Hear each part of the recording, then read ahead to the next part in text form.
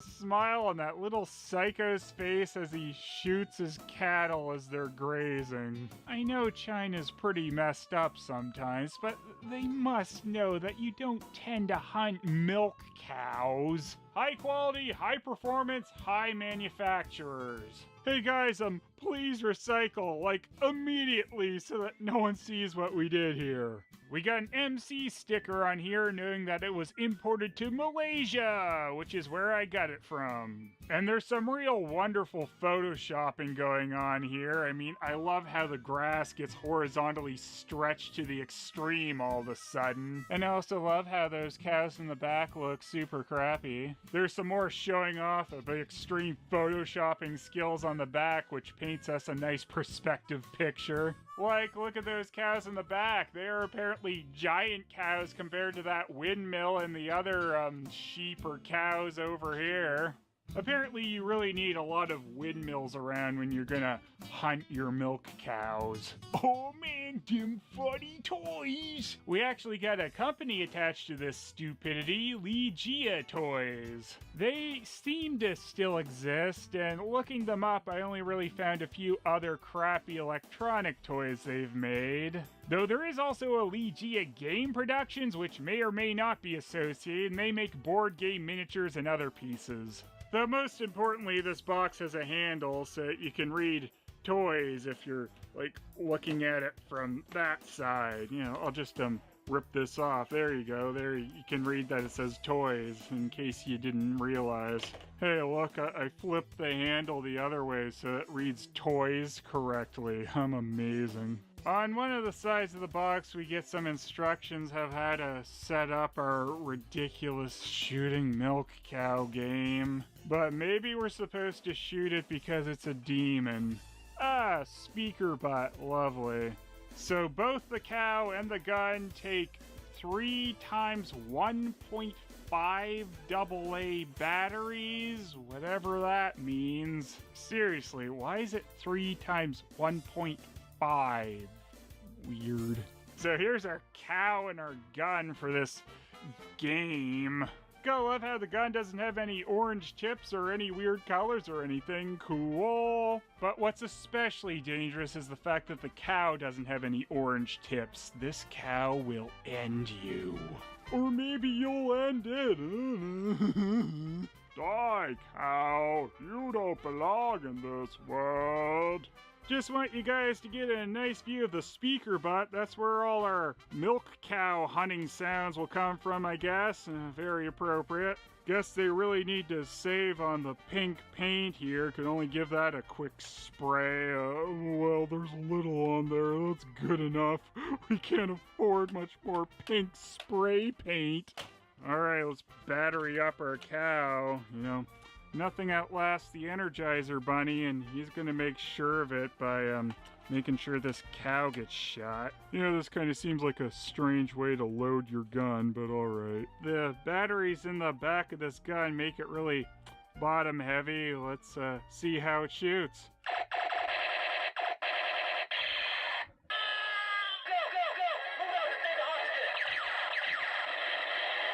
Yeah, that's the sound I'd expect from a rifle, sure.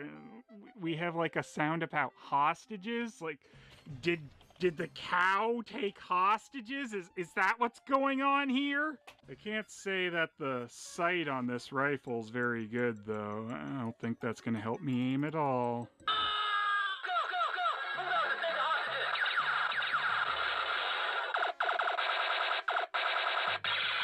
Well, as amazing as that was, let's find out if the cow goes moo or plays Gundam style or whatever it does.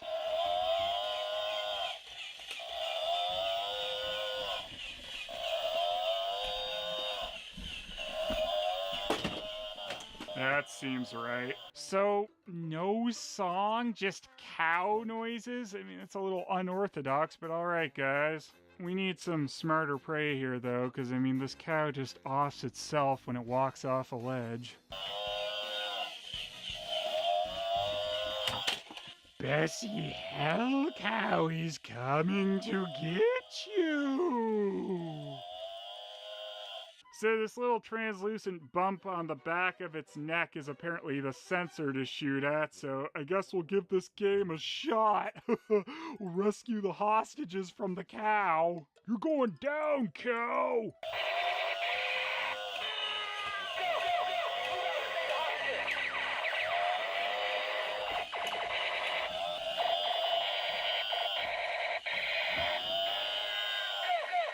So I was shooting right at the supposed sensor there, and the cow doesn't react at all. But I guess the box didn't really promise any sort of reaction, so I guess they got me there.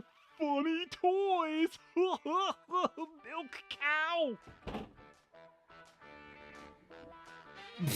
Well, the electronics do stuff, but it's not any real kind of game like the box claims. You shoot the sensor on the cow and nothing happens, so I don't know. So it seems there was too much light hitting the cow sensor while I was filming, but you have to be in complete darkness pretty much to get this to work right. I tried this in a room without the lights on, and just a little bit of sunlight made the cow activate, but if you're in darkness and shoot the cow, it will come to life. Yup, the gun brings the cow to life, of course.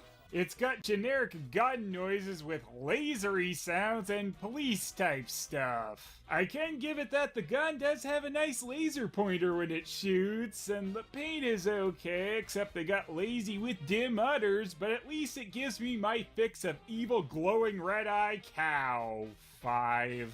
I don't know if calling anything creative here is quite the right word. Stupidity is more apt. I think they probably paired some toys that didn't really fit together to make this dumb set. 1. Yeah, a toy where the point is to shoot at a milk cow, which is either doing nothing but walking around in its field grazing, or possibly having taken hostages, is on the weird side. 10. I do appreciate the horrid photoshopping of the field on the box with its giant cows. Maybe that's why we gotta take them down. It's got some slightly funny wording in some places, but nothing really that outrageous, and most of it is filled with stock cow photos. But you add in that little psycho brat with a gun, and that's really something. 7. There is no comparison. 0 or 10.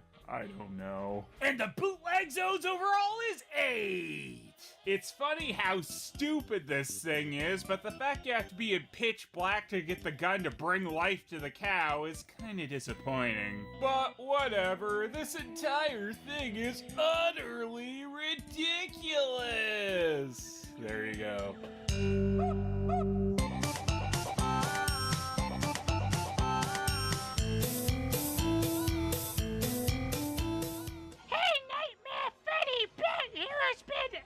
Too happy lately, so I want to take him down a peg. You got any bright ideas? Oh, I sure do, Steffi. Allow Nightmare Freddy to introduce you to Bessie Hellcow. Don't have a cow, Freddy. But really, Freddy, a cow? That's your bright idea? Oh, Steffi, this isn't just any cow. It's the original cow from hell. Wow, that's really something. Why am I suddenly riding the cow? I don't know.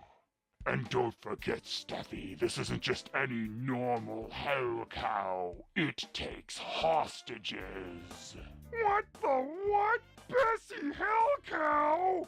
And you've taken new style Ninja Turtles Captain Goat and Transformable Thomas hostage? Yep, that's about the size of it, you big dummy! And nothing can defeat me except for this, the Hostage Rescuer Rifle!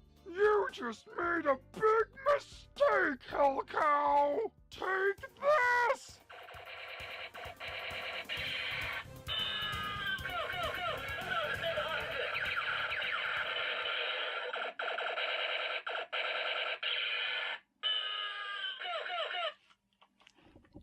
What? Think back, Bat Hero! Who was the one who told you that was my weakness? It was you! You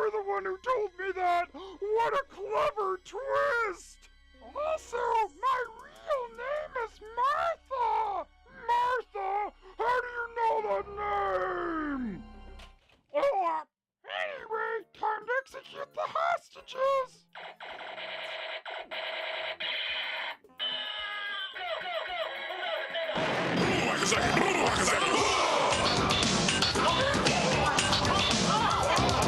you might pray to God, y'all, but I like Lucifer best of all.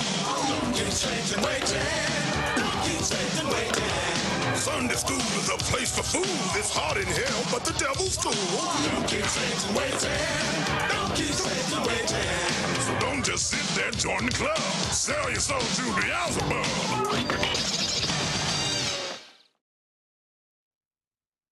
Hey, everybody. It's I, Count Jackula. Hey, Perry H's, how you doing? With us tonight is John. So let's sin begin. How you doing, John? Oh, let me make sure that's not me that has accidentally muted you. No, it is not. We're having technical difficulties, people. Sorry about that. Let's have a word from our sponsor. Me. I sponsor the show. Give me money. I need money. I need it to live. I don't like that I need it to live, but I do. So, if you've got some spare ducats, consider tossing them my way. This is not a it's not a demand, but it is a bit of a pitch. Because I want money. I like money. I like eating. I like having a roof over my head. I don't like having to live in this capitalist hellhole that requires me to pay for those things. Bastards. Fuck a duck, man. Like, why we gotta pay for everything? Should be able to I should be able to spend the vast majority of my money. That vast majority of my money should just be like, blowjob and cigarette cash. Like that those should be the things I have to pay for, right? Well, I mean, maybe not if you're in like a, normal relationship, but like, you know what I mean? Like if I'm just like looking for it on the open market. I don't expect other people to pay for that, All right, so I think what's going on here is, one, my webcam mic is the only one that's working right now. Oh, shit. Which, sucks. But I think I know what's fucking it up right now. So, what is it? The fucking best thing about, being on PCs is that you have to download every goddamn interface. Oh, yeah. Oh, yeah, baby. It's the best. I just fucking love it. It's, God, it's just, Well, I mean, like if it's hooked into the operating system, Zoom should just automatically pick it up. Yeah, it's not doing that. It's it's being stupid. I hate it. How are you? Are you doing great? I'm doing okay. Like I picked up a comic today. Something I haven't done in a while. I've been trying to get back more into comics, but I seem my tastes really haven't changed, if you know what I mean. And there are more comics that I like, but they take up a smaller percentage of the store, if you know what I mean. Like a lot of the comic book stores in my areas, they've gone like, really pushing the graphic novel stuff, which clearly that's their moneymaker. So of course, but I picked up a Gilbert Hernandez book. He's one half of the Hernandez brothers. Did that do Love and Rockets? I thought we were talking about the Menendez brothers. No. The Hernandez brothers. I think it's the Hernandez brother and sister now, but I'm not entirely sure. I've met Gilbert Hernandez. He was actually living with a friend of mine for a while, which I was really, I had no idea. It was one of those things where I looked at my friends. I was like, "Well, you gotta tell me you were living with Gilbert Hernandez." They were just like, "Oh yeah, there's Gilbert." Yeah. What the fuck? What the fuck, guys?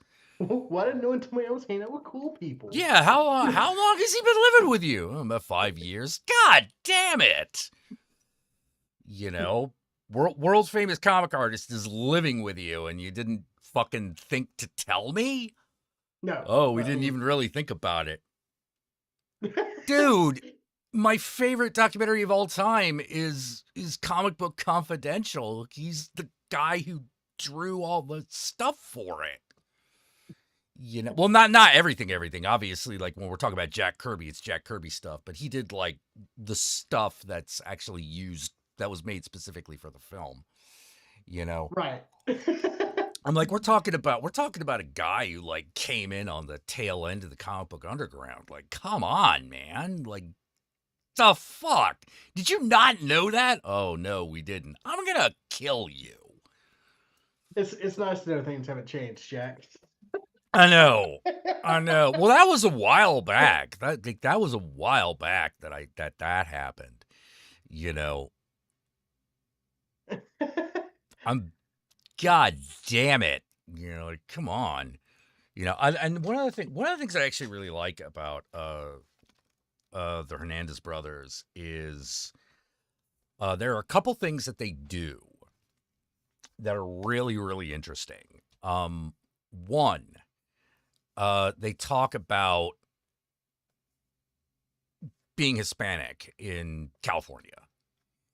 Right. This and it goes beyond like their own personal experience to like the general kind of, you know, Latino community. Like there are a lot, they Right. do a lot of stories about like they themselves obviously like Southern Californian, but like they come from I'm pretty sure they come from a Mexican family, but they do a lot of stuff involving like Chile, Colombia, Argentina, you know, like Right. stuff like that, and how those worlds like kind of intersect with Southern California. So that's really cool. Jamie Hernandez tends to focus on queer stuff, Cool. which is very cool. Yeah. Gilbert tends to be more of is a little bit more of the fantasist. Right. Like he does like stories, not always, but often in like the vein of like the old like pulp novels. Right. Like here's a quick story. The comic they do together is Love and Rockets. So like that was the idea. It was like anything that was like romance based or like kind of pulpy fantasy based. So Love and Rockets. Right. And a thing I really appreciate is something that they don't shy away from. Big boobs. Well, yeah. I mean, It makes sense, right? Because like they wanted to draw, you know, people in the Hispanic community, and they're, you know, the Hispanic women are not. They Jack, tend I'll to be say it for curvy. you. Yeah. I'll say it for you. What Latina women are fucking thick in all the best They places. tend to, yeah. There's a greater tendency towards that. Right. But they're all treated like, you know, they're treated like regular characters that just happen to have like giant tits. Which I think is really cool because they're not always even erotic stories. Sometimes they are, you Right. know. But they It's have kinda a like- long running one called Luba that is basically essentially a telenovela that occasionally has nudity. Yeah, I read a webcomic called I Roved Out. It's made by an artist called Alexis Flowers. Oh yeah, Alexis Flowers, yeah. Yeah. I jokingly call it my smut, but it's actually a really good story, and then like incredibly graphic sex happens, and then the good story continues. Yeah. Yeah, a lot. There's a comic artist who does a lot of stuff in mainstream American comics, but that's not like his main thing. And I'm trying to remember his name. He's got some sort of like Eastern European name. He did like the Harley and Poison Ivy like Valentine special. Oh man, if you want a really good comic, I don't know if you picked this one up yet, but it's I think it's called Harleen Quinzel. That may It's actually be it.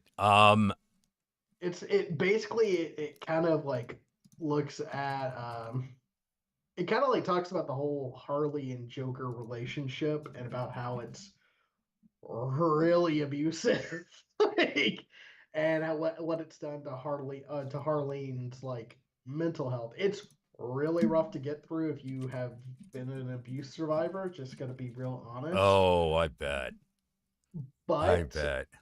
as an abuse survivor, it is very cathartic because it kind of like you kind of like it definitely goes into that like why people like you know people that have never been in a situation like that are always like, oh, why don't you just leave? Why don't you just leave? Why can't you just get out? And it's like, I don't think you understand how this situation works. And Harleen breaks down so much better. Yeah.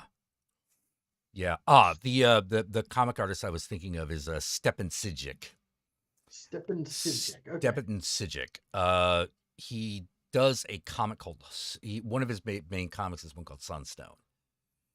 Oh, okay. Yeah. I get a little confused when I bring him up, because his first of all his name is Stepan Sejic, but the director of Serbian film is Srđan Spasajevic.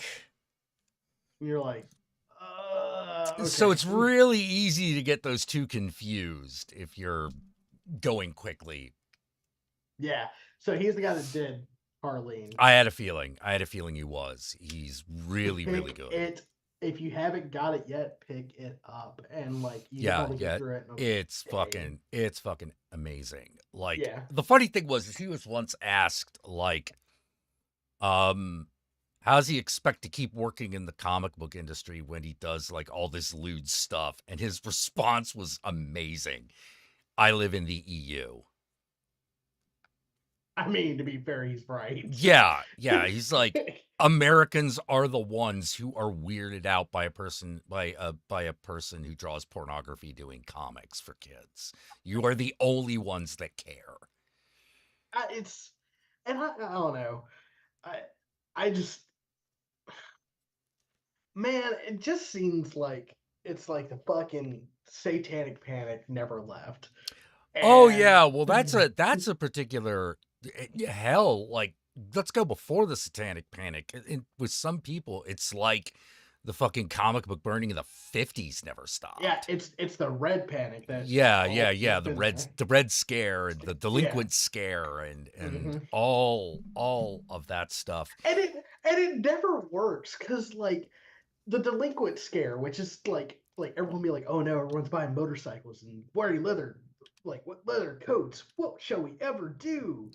And therefore Hollywood made like a shit ton of movies about these ne'er-do-wells making the fucking entire like community much bigger than it originally was.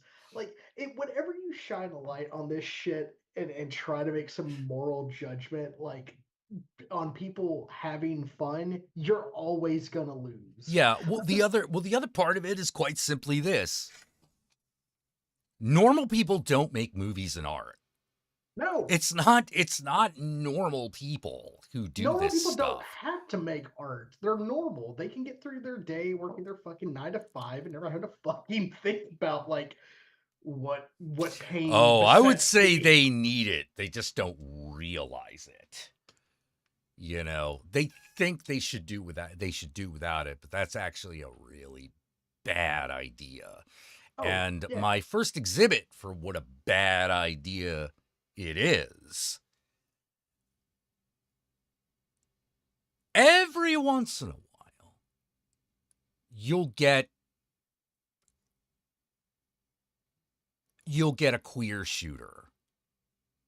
Oh God! But that's one out of thousands. Yeah, like when the Nashville shooting happened, oh my fucking God, like the right-wing nut jobs were salivating over the fact that this person might be like non-binary or trans. Yeah. Which, fuck them. Yeah, and I'm like, all right, well, let's count all the ones who were self-proclaimed like Christian nationalists. Yeah,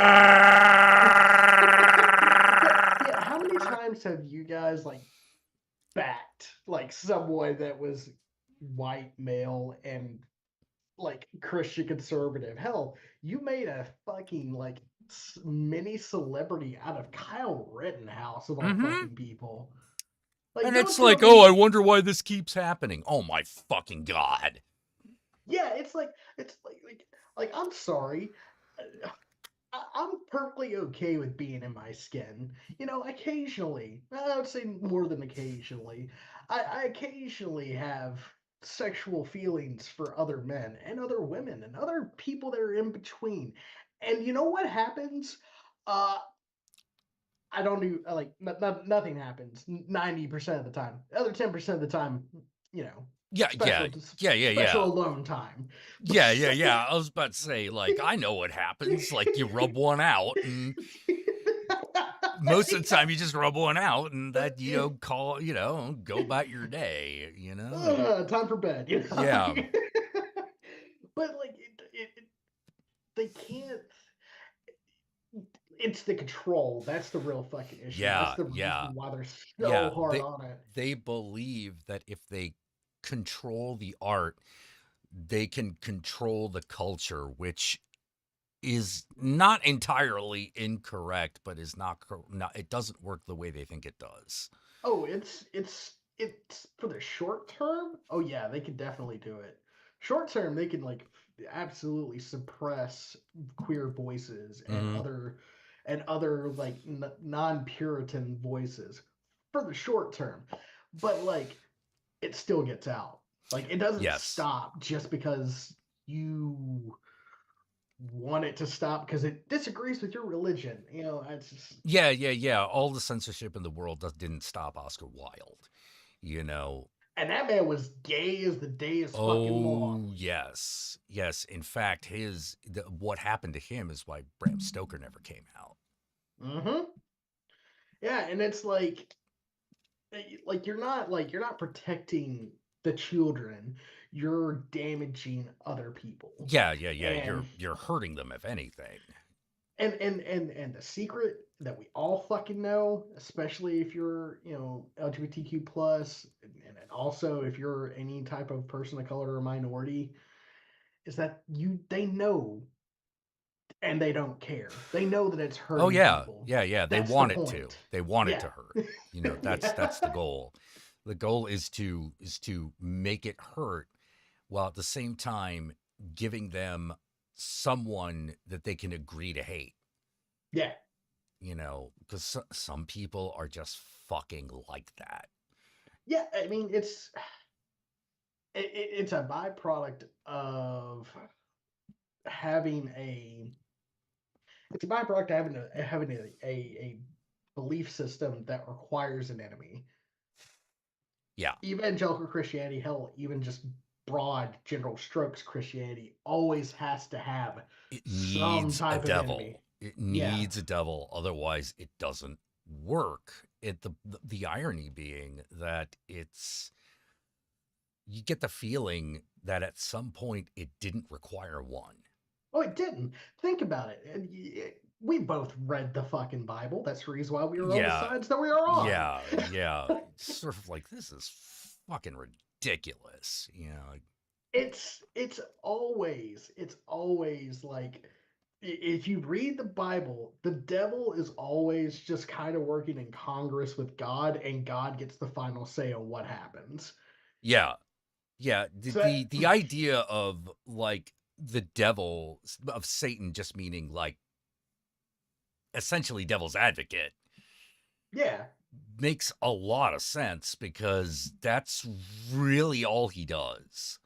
Oh yeah, he's basically just doubt. That's all he fucking Yeah, is. well, he's not even. Yeah, yeah, yeah. He's doubt and questioning.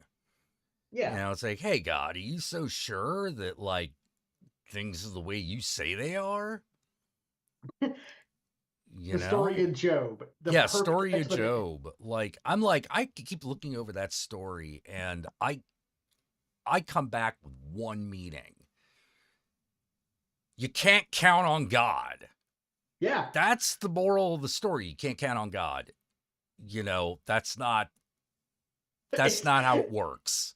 the way it ends, just like Job, like losing everything, his family, his house, his wealth, everything. He is completely destitute.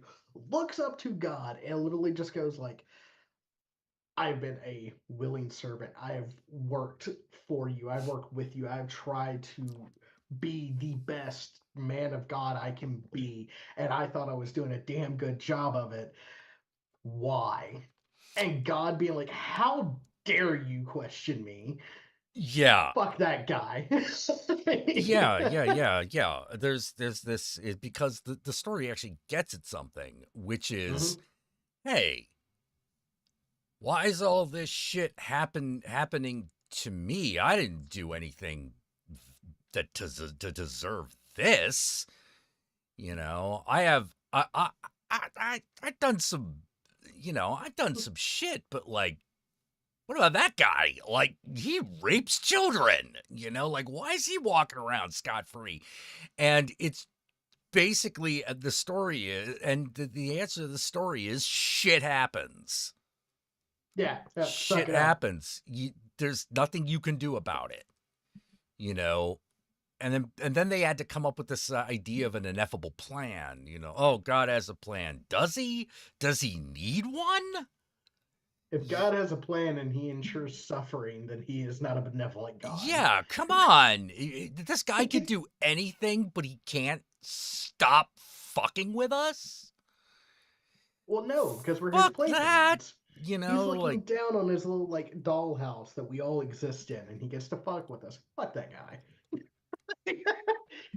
yeah. Yeah, it's really, really, really, really, really, really weird. And so much so that a lot of other religions just kind of look at it and go like, we don't. Yep, to hell. Jewish people who share part of the text. It's because hell Are got like, added later. yeah. Like, fucking the Bible actually does not describe hell in any amount of detail. It Nope. barely mentions it. It describes like Earth. Yeah, And it'll describe what God'll do to you. yeah. But it doesn't go into any detail of what the devil will do to you. It's like, wait a minute. Where are you getting all this other horse shit? Where are you getting these lakes of fire and crap? It's not in the Bible. Well, And the answer is because that's part of the oral tradition. It's not what's written down. yeah, it's weird. Like I said, like unironically, I had this conversation with my nephews this last weekend, and I was like, I'm not going to tell you you can't believe in God or that you shouldn't believe in a God, but I do want you to understand, like, there will come a time where you will have doubts. Do not try to suppress that. Test it.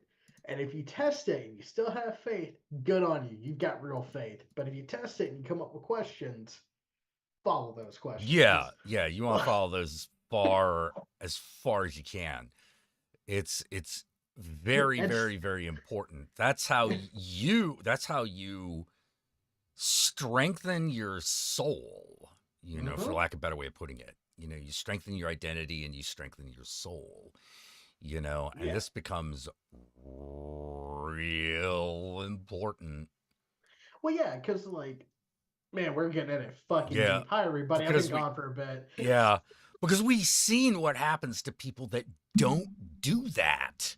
Oh, yeah. They commit atrocities. Yeah. Like evil on levels that a normal person doesn't conceive of. Yeah, nobody is more faithful than like somebody who's gonna bomb a mosque because God told them to. Nobody is more faithful than somebody who's gonna like shoot an entire school because they happen to teach they happen to accept gender, different types of genders. Yeah. Like nobody, they never have doubt because if they did have doubt, they would fucking stop. And that's like, it's This last weekend has brought out my fucking firebrand atheist again, and I don't know how I feel about it because Uh, I get you, man, because like the only real problem that like, for example, let's take a religion that I have much fewer problems with. Buddhism.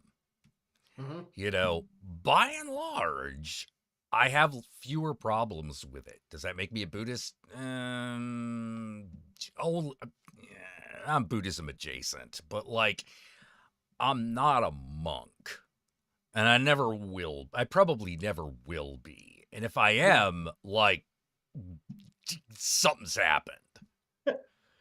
You know, like something has happened. I don't know what, but something has happened. And Yeah. the biggest problem that I have with them is the whole, well, you know, sex is just a distraction from enlightenment. Kiss my ass. Yeah, but like that's like a certain sect Buddhism. Yeah. But I mean, like overall, like that's a common thread in a lot of religions. You know, like that Yeah. distracts you Well, from whatever it is we're supposed to be doing. And my opinion of that is, fuck off. Um, my opinion of that is literally like maybe the distraction's needed. Like, oh my fucking god, what? You're not spending every waking moment praising God? No, because I'm a fucking human being who has sexual organs. And I need to eat, shit, and fuck. yeah. It's like it that's one type of human being that doesn't need to do that, you know, like it ain't the rest of us, you know. uh, But given that I don't tend to hear about Buddhists censoring libraries and shit, I can live and let live on that one because they're doing me that favor. right. You know, like they're just like, well, I mean, I think you should do this, but you know, I can't make you. Well, Okay then. Okay then. We're good. it's like but like in the same sense, like if you were over and maybe Tibet or something like that, there would be a controlling Buddhist population. Like Hinduism Oh is another yeah, one that yeah, I yeah, kind of have yeah. an issue. I don't have major issues with all the time, but like if we're in fucking India, I mean Modi just fucking claimed that he's God. So, or Yeah, good luck with that one. it's like it's not just like I am part of God or God is in me. No, literally, I am part of the divine. Yeah, that's something most gurus don't have the wouldn't have the temerity to say because like that is so arrogant. Right. And now this guy is in charge of is kind of running the country and saying that he's God. I'm sorry. I have problems with that. Yeah, that's fucking crazy. Yeah. You know, like, well, uh since you are God and your name ain't Krishna and you ain't blue and aren't going, hey man, you know, just kind of love everybody and it'll be all right anyway. Don't worry about it. Yeah, I don't think I'm gonna trust this God. You know, whatever God you are, I'll trust that shit. You know, you the God of what? What are you known for? You know, like that's another thing. When people like go crazy and call themselves gods, I'm like, of what? The god of what? You Uh, know? No, just God. yeah, Bullshit. I am he. No, you're not. No, you're not. You're not even your name isn't even I am. So shut up. I you're don't not know how to deal with this. you're not even getting bottom stairs in the fucking Parthenon. That's how Oh, shit go you yeah. Yeah, like you're not even gonna rank, man. Like you just try that's just self-aggrandizement. Fuck that, you know. I It's one of the things I think is really interesting about voodoo, right? Because they have a different context for that kind of experience. hmm It is not that the Yungan or the Mambo or even the Cheval is the deity or great spirit, the spirit comes into them and acts through them. Right. So it was like if they don't get me wrong, they can try to get away with a lot of fucked up shit just by saying like, oh no, that wasn't me, that was Aloha. Like that shit happens, okay? Christianity has the devil made me do Yeah, it. exactly. But it's not like that doesn't necessarily get you off the hook. No. You know, because like that's a great thing about polytheism. If a god's being an asshole, you just be like, no, Fuck you. I can go fuck pray. you. You know, like I'm not doing this. You're being an asshole, you know. I'm gonna go pray to Terry. Terry's nice. Terry's not, yeah. I'll pray to Buddha Bubba. You know? You're turning me into an asshole. I don't like how that feels. Yeah, this is working for me. You know, like screw that. You know, but it's also why like most of the gods that are directly worshipped in the voodoo, you know, the Western African based religions in the New World, they tend to focus on either they tend to focus on the uplifting. Right. You know, like even Baron Samedi, they concentrate on his dancing, singing, and drinking. Well, yeah, because like voodoo is a religion that is kind of made in like is kind of birthed in slavery. Oh It's yeah, birthed in the chains. absolutely. It has its roots in you know, Western Africa, but it is a New World religion. Yeah. You know. I mean, you know, I'm of the personal belief that a lot of what voodoo is just what Western African religion was at that time, and just brought over into the New World. Like they Well, borrow some elements. it from mutated heavily. yeah It yeah mutated heavily. It's because it's like a weird combination of like that type of those type of spiritual beliefs and mixed with like weird Catholicism and, you know, Christian beliefs, kind of like Yeah. So they fucked could up keep it weird on the thing. down low. Yeah. You know, because old Massa doesn't necessarily like it. But if you say, no, we're worshiping Jesus, what's he going to say? Are we on Twitch or on YouTube? We are on YouTube. Right? We are on YouTube. All right. Then I want to say this. Crackers are stupid and they don't realize when they're being Oh, no. Like, that's the weird thing about it. Man, speaking of which, I started watching that show, Us. Oh, Or sorry, Them. them. I started watching Them. Okay, like, I have to go a couple days between episodes on that one. That fucking show. Woo! Okay. What you gonna do?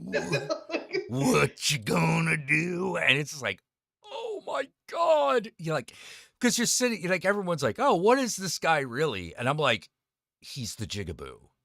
Yeah. He is the Jigaboo. He is that horrible image of black people that taunts you as a black person.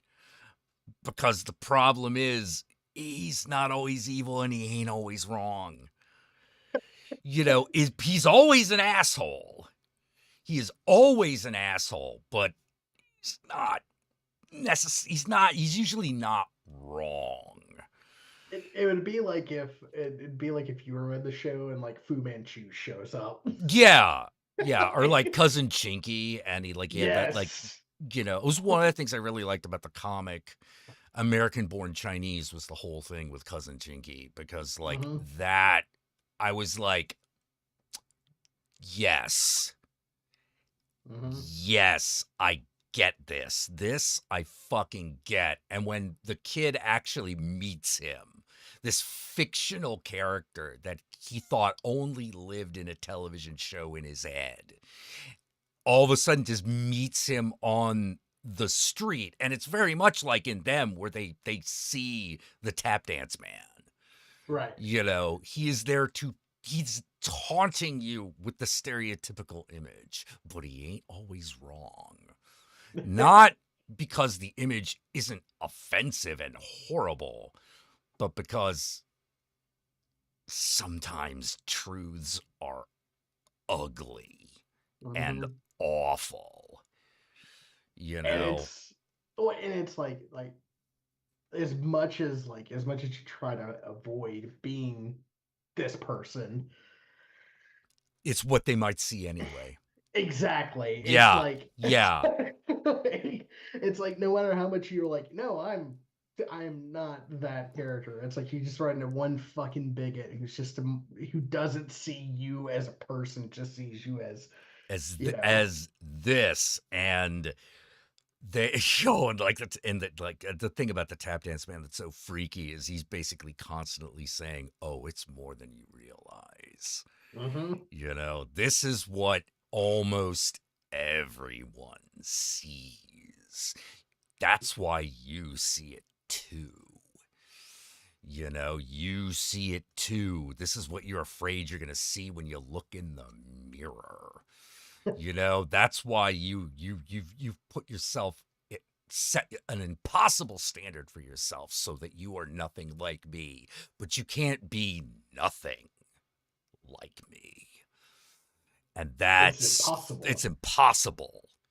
You know, you're gonna eat fried chicken. You're gonna have watermelon. You know, you're gonna eat with chopsticks. You know, like, what you gonna do? What you gonna do?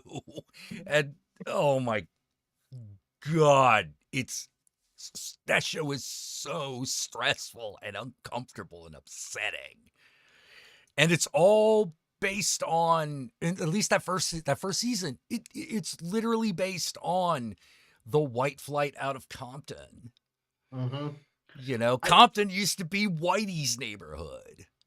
Yeah, and like then it became then it got like then the white flight happened, and Yep. now fucking Whitey's trying to come back. Yeah, now Whitey's gentrifying the place. And you're just sort of like, the fuck? Like, come on, man. Same shit's happened in Detroit, like 30 minutes away from where I'm Oh, at. oh my God. Well, it's happening. Fucking, they did a number on fucking San Francisco. They did a Well, fucking number. I'm like, you do not. Look, man, the politics of the people living here is one thing, but the reality of what has happened culturally to this city is bleak. It yeah. is bleak. Well, y'all kept like, and when I say y'all, I don't mean you, but y'all kept making fucking special table places for tech bros who kept injecting money into the economy, Yeah. and Well, that was like, part of it. The mhm. other part of it were the crooked real estate deals that were done, ironically, under Willie Brown. What a Back in the shock! 90s. Yeah, I know. No, Willie Brown was a piece of shit, you know, and I I hated him from the get-go because I'm like, I know who backs this motherfucker. If And he it's becomes mayor, this so much is going to go down the tubes, and real estate's just going to have its fucking way with this city, and it did. 30 years later, it absolutely fucking did. it And happens. It's happening everywhere. yeah, the Like, problem was this. The problem was this. Willie Brown is who they put up against the other guy. And the other guy, whoa. Oh my God. Like, it's one of those, I don't know how bad, how much worse it would have been if that guy got elected again. But it would be. oh man, I'm so tired He's of the making that guy. decision. Oh, it's awful. It's awful. But you gotta. I know, and I like, know. I know. It's awful, but you gotta. Otherwise, we don't live in America anymore. it's like I've been We don't have trying to like. democracy anymore. it's like I've been trying to fucking tell my fellow lefties. I know Biden sucks. We all know Biden sucks. Biden's fucking terrible. Biden is complicit in what's going on over in Rafah and Oh yeah. Gaza. He is Oh complicit in yeah. it. The other guy will literally send American troops to finish it. The other guy will rip the country apart. Like, Yes. fucking Trump gets a second term. I'm like, well, that's it for America. Like, at that point, the damage is done. Basically, it's a symptom of the fact that the country is so sick it can't defeat someone like him. And at that point, it's countdown to the country balkanizes. Yep. You know, and the funny thing is that in my opinion, it will be the liberal states will try to hold together as much as they can despite being separated by way less liberal states. That's going to be a problem. But I see that as potentially only breaking into 3 parts. You will have the West Coast, you will have the Northeast, and a couple of like areas, a couple of states in the South, all basically being liberal. The more conservative areas will simply continue to balkanize. Oh, I mean, yeah, and boy, let me tell you, that shit's not gonna work. If you're in one of those states and you have the ability, get the fuck out. I did it. Yeah, you don't want to be where that fucking shit is going to get decided. Like, No. I don't know how to say it other than that because, oh my God. Oh my fucking God. But there is something we can do. And that, of course, is not just go vote. That's not enough. That's the bare minimum. Yeah. That's the least you could do. Organize.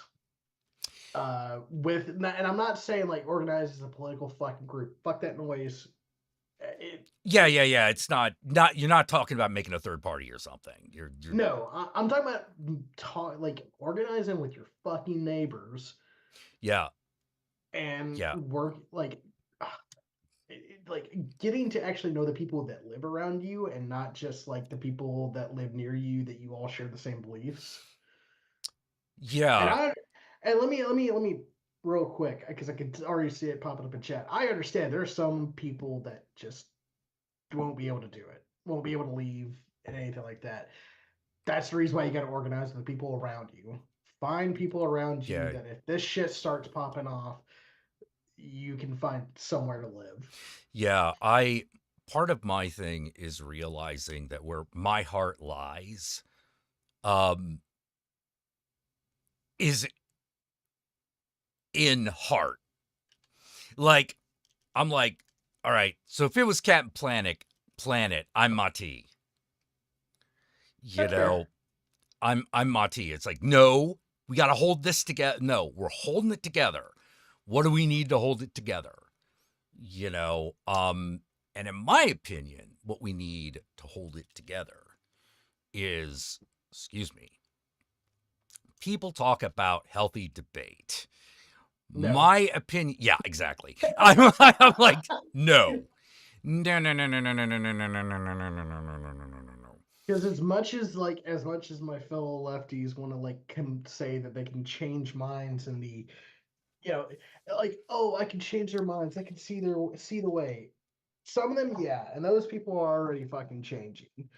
But you're not going to be able to you're not going to be able to change everybody's mind. And matter of fact, some people are just going to use you to promote themselves. Oh yeah, no, totally, that will happen. Well, that will happen, but to be fair, that'll happen no matter what you do. Right. You know. But don't act like debate is going to fix the fucking world. No, it doesn't. It doesn't. You know, I know this. Hitler had many debates and where he got fucking trounced because Hitler was an idiot. Yeah. He still got the power. Why? Because the people with power got behind him. Mhm. That's the problem. Like, you can't just like debate this shit away. You can't just be like, oh well, like if we just show them like how bad they are, if we just show them the hypocrisy, they'll get it. They don't care. Yeah. They don't care. They join these groups because they have someone they want to hurt. Yeah. You do not gain these beliefs because you think that they are morally right. You gain these beliefs because you have an axe to grind with somebody. Like, that's the power of heart. The power of heart Yeah. is just to go, I'm not gonna try to fucking fight this fucking person. I'm just going to try to show them what love can do. Yeah, exactly. And it can do a lot. Yeah. Soul Force, baby. Like, one of the things, like, it took me a long time to figure out, like, why so many love goddesses were also war goddesses. Oh, because it's passion. It's not just passion. It's not just passion. It's the fact that it's because the power of heart does not only create unity, it moves armies and stops wars. Mm-hmm. Holy shit, that's powerful. It can do both. And it's kind of like, to me, it's a little disheartening in a sense, because it's like these people that claim this is the bit of thing I've always had an issue with, even when I was a believer. People that claim to have the love of Jesus, the love of God in their heart, but hardened because like they don't agree with someone else's existence. Yeah. Like like either God makes no mistakes, so therefore you gotta love everybody the way they've been fucking created, or you don't actually have God's love in you. Yeah, You're just using that religion as a cudgel. And that's kind of how like a lot of people use it, especially evangelical Christianity. Yeah. It's the club they beat you into fucking line with. And Yeah, it's because he's a storm god. He's a storm god. Oh, it's because they kicked the mother out of the fucking book. yes. Yeah. They kicked the feminine out of the book because let's be honest, in the world of the mind and heart, the feminine rules supreme. That's why they don't like it. Because it's the concept of femininity that threatens them, because it says masculine's got to learn its place. Masculine has to learn its place. It can't just go off and just conquer and rape whatever the fuck it wants. Someone's gonna stop you. Right. Like, and then where are you gonna be? Yeah. If you have a king is not a king until peace is established. You ever notice that? Yeah. You can say that you're king, but you ain't gonna last long unless you establish peace. Or you establish dominance, and then it kind of only lasts so long. Well, that's what I mean. Yeah. That's what I mean. Peace can last a lot longer than will last longer than a fascist state. Like, it absolutely will. Because you can't just keep throwing dudes at a problem indefinitely. Ooh, They'll really good, stop. Really good question. How is rape an element of masculinity? How is rape an element of masculinity? Because it is often used as a military tool of dominance. Yeah, most rape isn't done because of rape is not about feelings. Sex. It's about power. Yeah, it's absolutely about power. It's about power and terror. Mm-hmm. That's what it is. And it doesn't have to be part of masculinity, but the issue is that when we're talking about symbols and metaphors, it's got to go somewhere. Yeah. It's gotta go somewhere. And when you look at who does the vast majority of the raping, it tends to be penis havers. Yeah, it's the old debate of it's not all men, but it's almost it's not all men, Most but men it's do too not many rape. Well, most Yeah. rapists are men. are men. Yeah. You know, like that's where that comes from. It's why the bear wins. Yeah, exactly. Like, and you can bring logic to it, but like you already it's already a question that begs for an emotional answer. hmm So when you bring logic into it, it doesn't tend to work. To be honest with you, I'll refute that it's not based in logic. It 100% is. That's the reason why it takes people to answer that question a little time to think about it and then go bear. Because a bear will try to. It's weird to say, but a bear will probably only kill and eat you. Right. And if you can't understand why that's preferable, you're the problem. Yeah. I mean, but my point is this. The only person who could say that with any sort of authority is someone who's been attacked by a bear. Yes. And they may come up with a different answer. But you know what the fucking reality is? I've met more people that have been attacked by men than I've ever met who've been attacked by a bear. Yeah, I do know one person who was attacked and killed by a bear. One. That is one more than I know. Yeah. But that's what that question's really about. I see that as a complete opposite of masculinity, just extreme synthetic masculinity. We'll get to that in a moment. You're not wrong. Yeah. You're not wrong. It shouldn't be. Yeah. It shouldn't be. It's definitely not gentleness. It's definitely not protective. An act of fearfulness and hatred for oneself as a false dominance. Yes. Yeah. That's true. Yeah. Welcome to false masculinity. It's entirely based on trying to make yourself seem like a gigantic threat because you're afraid of your emotions. It's like what I you're afraid of your emotions, or afraid that it'll be taken as a sign of weakness, so others will attack you.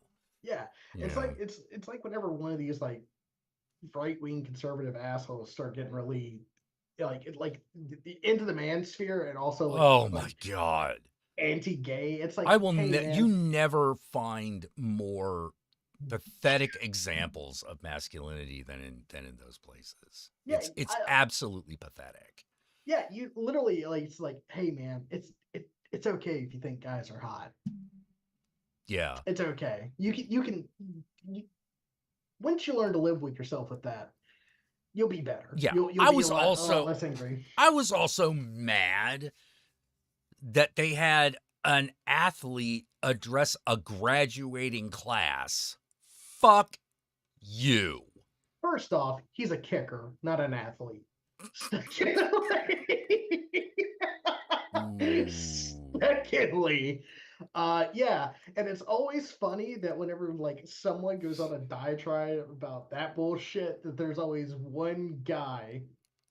He's like, hey, you ever see those old movies by Francis the Mule? Bitch, that is you. That is your job. There's always that one bitchy twink that's like, you weren't saying that, 2 months ago. Yeah. Yeah, it's like, in fact, you weren't saying much with my cock in your mouth, like. In fact, all I do here is, cradle the balls, go in deeper, stick your thumb up my ass. That's all I hear from you. And then you're like, I've never done this before, and I'm a top. Bitch, bullshit. Please. Stop. A top is a verse that hasn't had a hit, right? Yeah. Absolutely. Come on.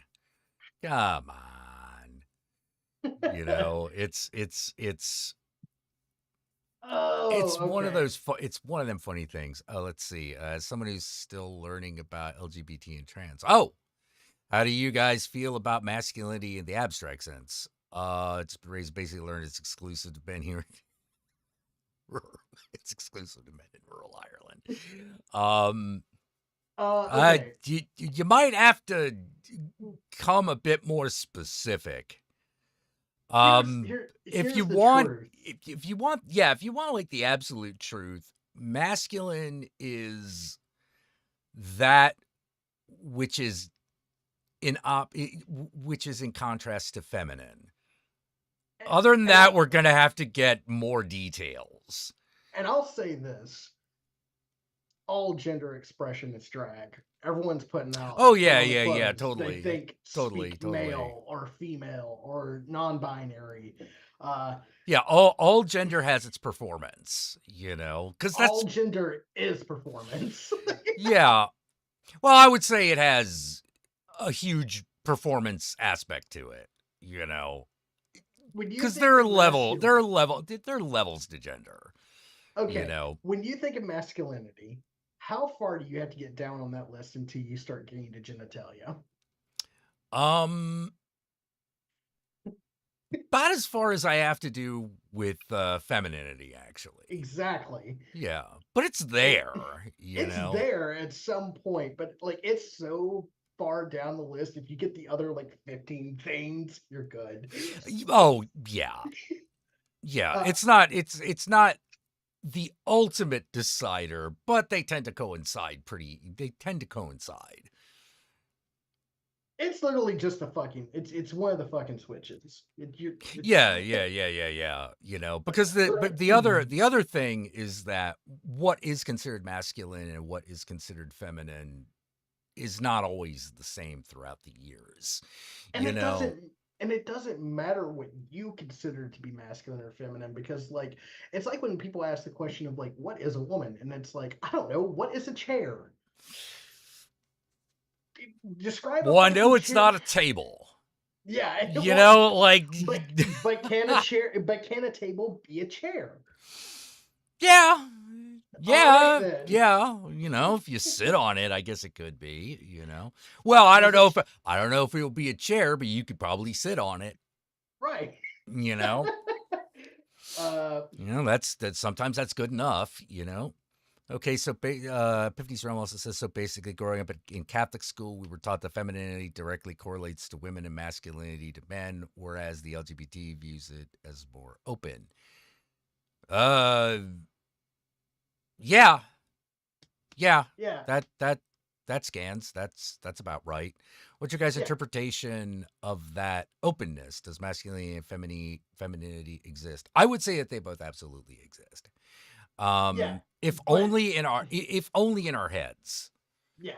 But I would go a step further and just go like it's two opposite. It's not even two opposite ends. It's 2 points on a much grander. Yeah. It's two. Yeah, because the thing about it is that culturally, masculinity and femininity, no matter how they are defined outside of like genitalia, they tend to move in opposition to each other. Like if one moves in one direction, the other moves in an opposite direction. I don't know why, but that does seem to be the case.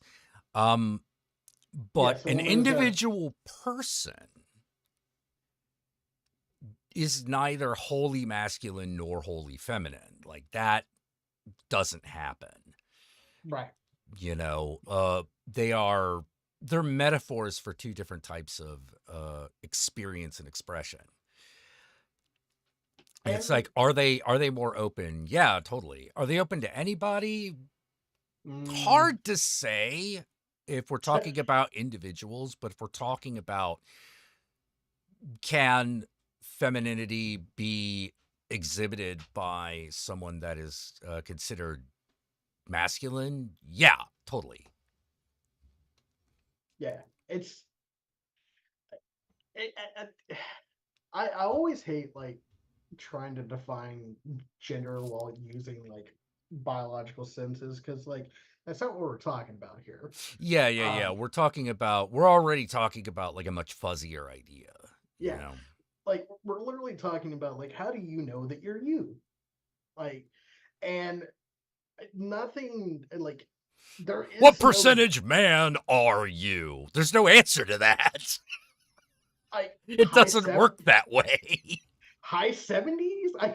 Yeah. It's like it doesn't actually work that way. Like there are aspects of the cultural masculine, the cultural feminine that we all take on as it pleases us. Of course. Yeah, totally. Gender in many ways is like water. Little bit. It's fluid. Like I would agree with that. But when I think of is like water, I tend to think of Bruce Lee. Like be like water. And when it's hot, it turns into gas. When it's cold, it freezes. But it's still at its core, it's water. Yeah. Yeah. It can flow or it can crash. Yes. So cool. Let's see. Crazy, like how much trans history has been neglected. Oh yeah, it's been removed. Yeah, not neglected, removed. Moved. Yeah. Yeah. Like this is stuff that like has Western civilization, whether it admits it or not, has always had those people in it. Sometimes they're Yes. very important people. Mhm. And we know this largely due to newspapers that have survived a couple hundred years. Well, fuck. I mean, look at the Berlin Institute of Gender Studies. Yeah. That was established pre. Ratatouille. Oh, that ain't no Ratatouille. It's Ratatouille. Yeah, Okay, Ratatouille. I gotta let that cool off. But in Berlin before the Nazi uprising, there was a very famous building that delved into gender studies and into gender reassignment surgeries and gender confirming surgeries that had massive amounts of knowledge and like kind of like observations about Western culture and how they dealt with gender expression outside of the normal male and female. It was one of the first things the Nazis destroyed when they came into power. Yeah. And you're like, oh, so this isn't new. No, nothing's new. No, it's very old. It's very old. It goes back to clearly it goes back before written history. Yeah. Clearly. That's the reason why when people tell you like it's some fucking trend thing, they're wrong. No, it's not. If it is a trend, the trend is it exists. Yeah. And whether we discuss it openly and how, that's a trend, but not its existence. Its existence is beyond proven. And well beyond like trying to well beyond the modern scope as well. Yeah, it's not it's not even debatable. Yeah. So of course they want to debate it because and that's why you don't debate them about it. Yeah, that's why you don't debate them about it. It's like, no, I'll educate you, but I won't debate you. Yeah. Because I'm not gonna that's just it exists. No, it does. No, it doesn't. Yes, it does. No, it doesn't. Yes, it does. Okay, great. Now where are we? Like this is just becoming that just is a gigantic waste of everyone's time. Well, it's a waste of everyone's time. And the problem is like it's not going away.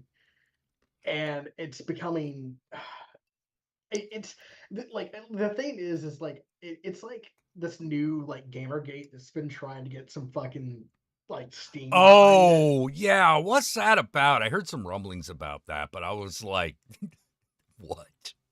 All right. Like I couldn't quite understand it. I read an article about it and I barely remember it. All right, so the most recent one has to do with Yasuke.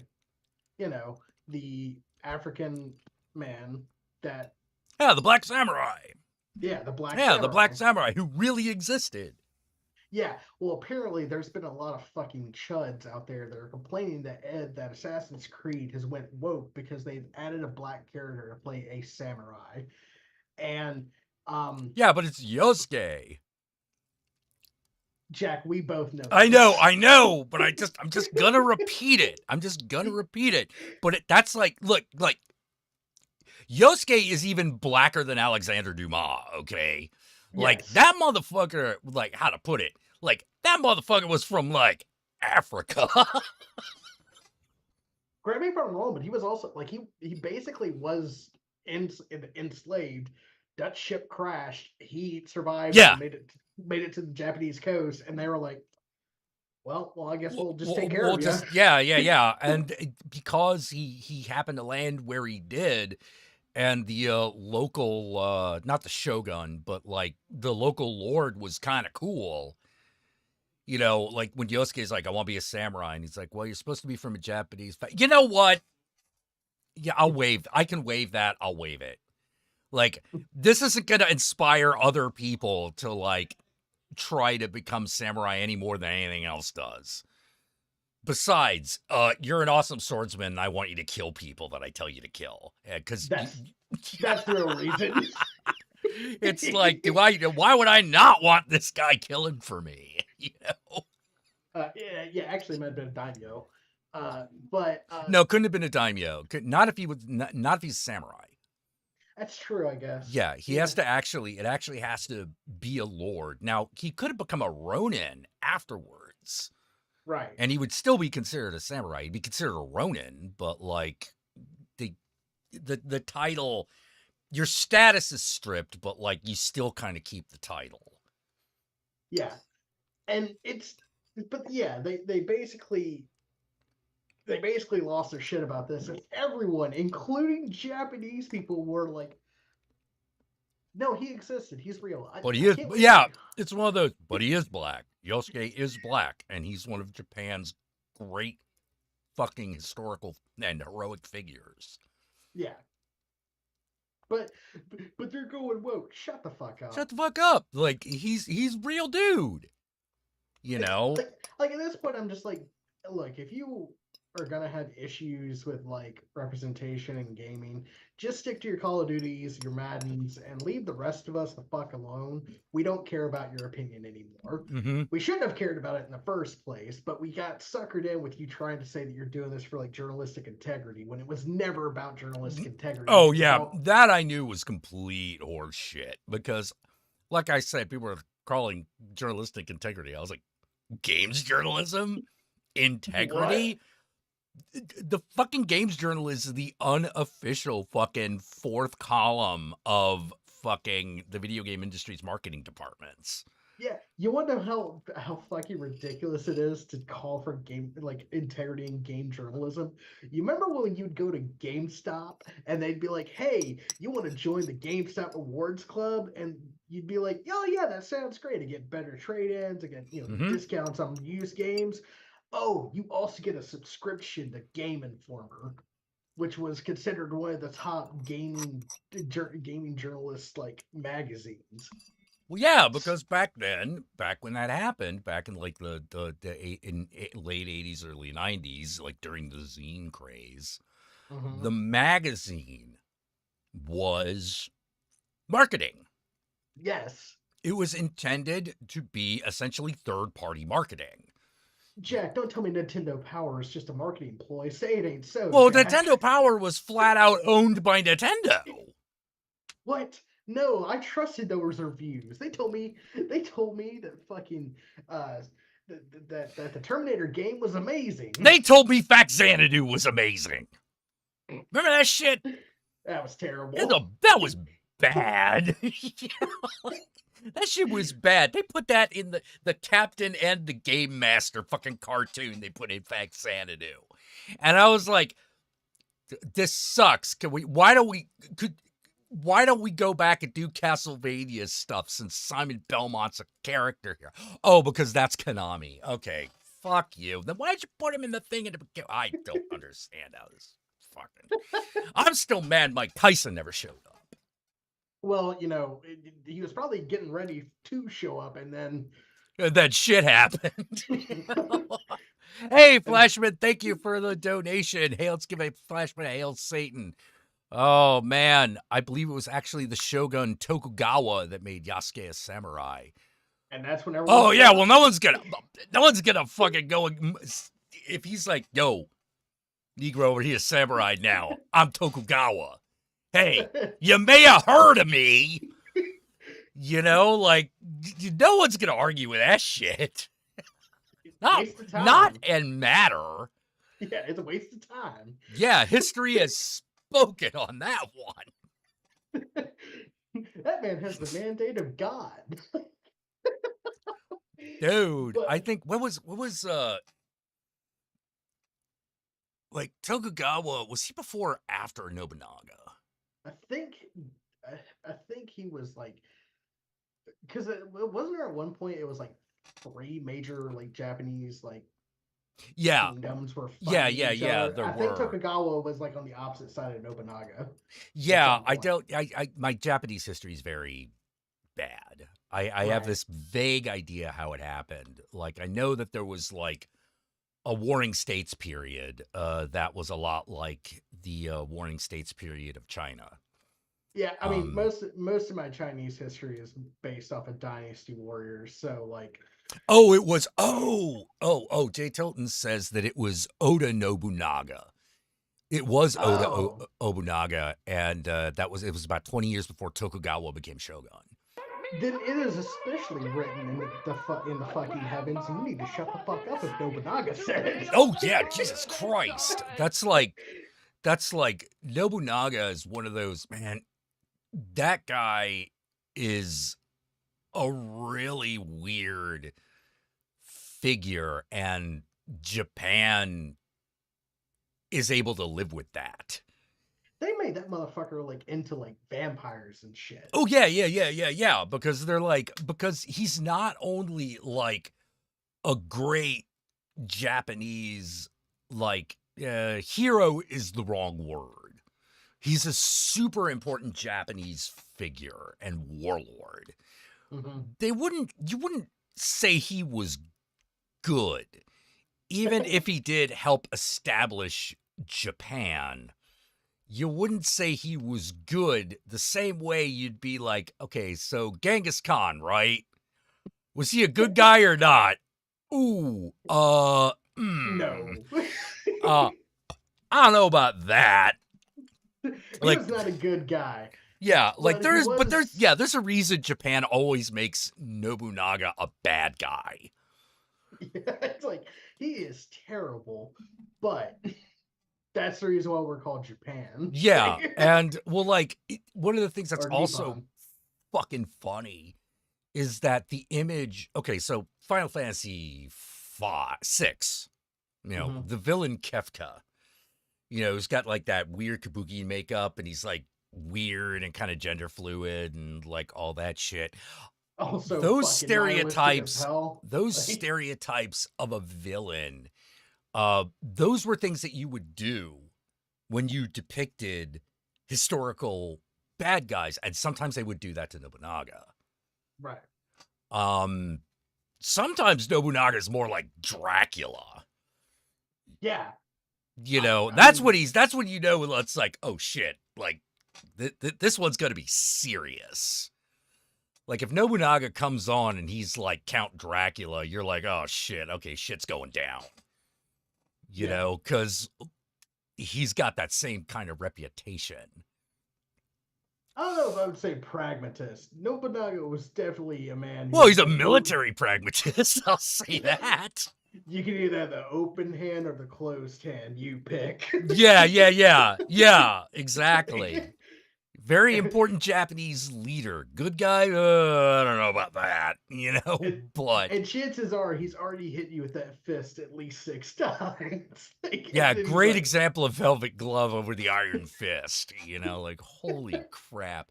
I love the fact in the Capcom game series, Onimusha, he's like the ultimate bad guy. Yeah, that's where I first heard of Nobunaga is from those Onimusha games, and that guy was like the devil. Oh, yeah. Like, Yeah, he killed tons of people. yeah. You got like he was going for Genghis Khan numbers, like damn. Damn, imagine if they fucking met. Anyways, uh, but like yeah, these fucking assholes lose their shit about this, and everyone's just kind of wizened up to it, and like. I really think it's because Twitter has become such a hellhole. Now we just don't give a shit about anyone's opinion on it. No, that's exactly what has happened. That's why Gamergate has not, this second one hasn't really kicked off, because everyone is now of the opinion that anything that happens on social media is just horse shit. Hey, Well, I you're mean, wrong. hey, not wrong, but like you can't get people riled up on social media like you used to because nobody cares. Yeah. You know, like nobody cares. Okay, you're we got to the point, like, I don't know how to put it other than like the world kind of got to that point Gen X did when they were teenagers in high school. We were all teenagers in high school, which was I don't okay. care.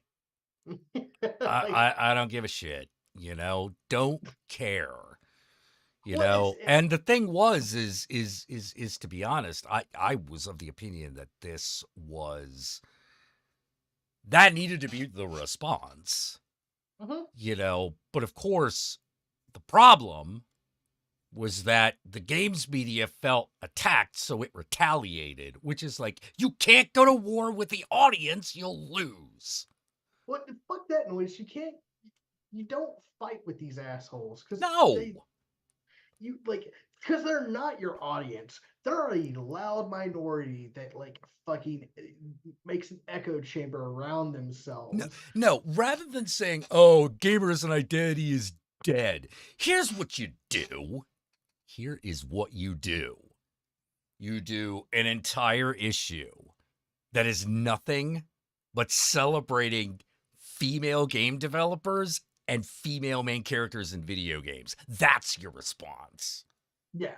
That's your response. It's like, oh, well, won't that make them angry? And I'm like, yes, but it will also embolden the other side. It will embolden your side because you've gone. Yeah, it's like really the answer should always be whenever this dumb bullshit comes up, and it's always just someone trying to get a fucking hot take to go viral. Is the response should be, I don't care. Yeah. I'm gonna make my protagonist, I'm gonna make my characters in my fucking game the way I want to fucking make them. And I'm gonna sell them to the audience that'll actually buy the game. I don't give a fuck about you assholes who buy every fucking version of COD every time it comes out. You're not gonna play my fucking game. So why do I care what your opinion is?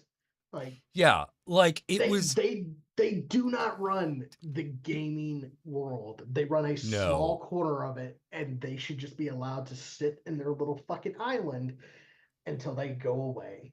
Well, the other thing is that like it's all horse shit to begin with. Yeah, it's like, fucking video games. Like, yeah, it's all horse shit to begin with because it was like, no, these changes are happening. Yeah. The changes are happening. It's now just a matter of whether or not they're going to take, and they did take. Of course they took. Yeah, because the audience changed. The audience had changed, and actually, I'll say something even more radical. Oh, thanks for the donation, George version. Hail Satan, George. Hail Satan. Let's give George and Flashman Hail Satan for donating. Hail Satan. Hail Satan.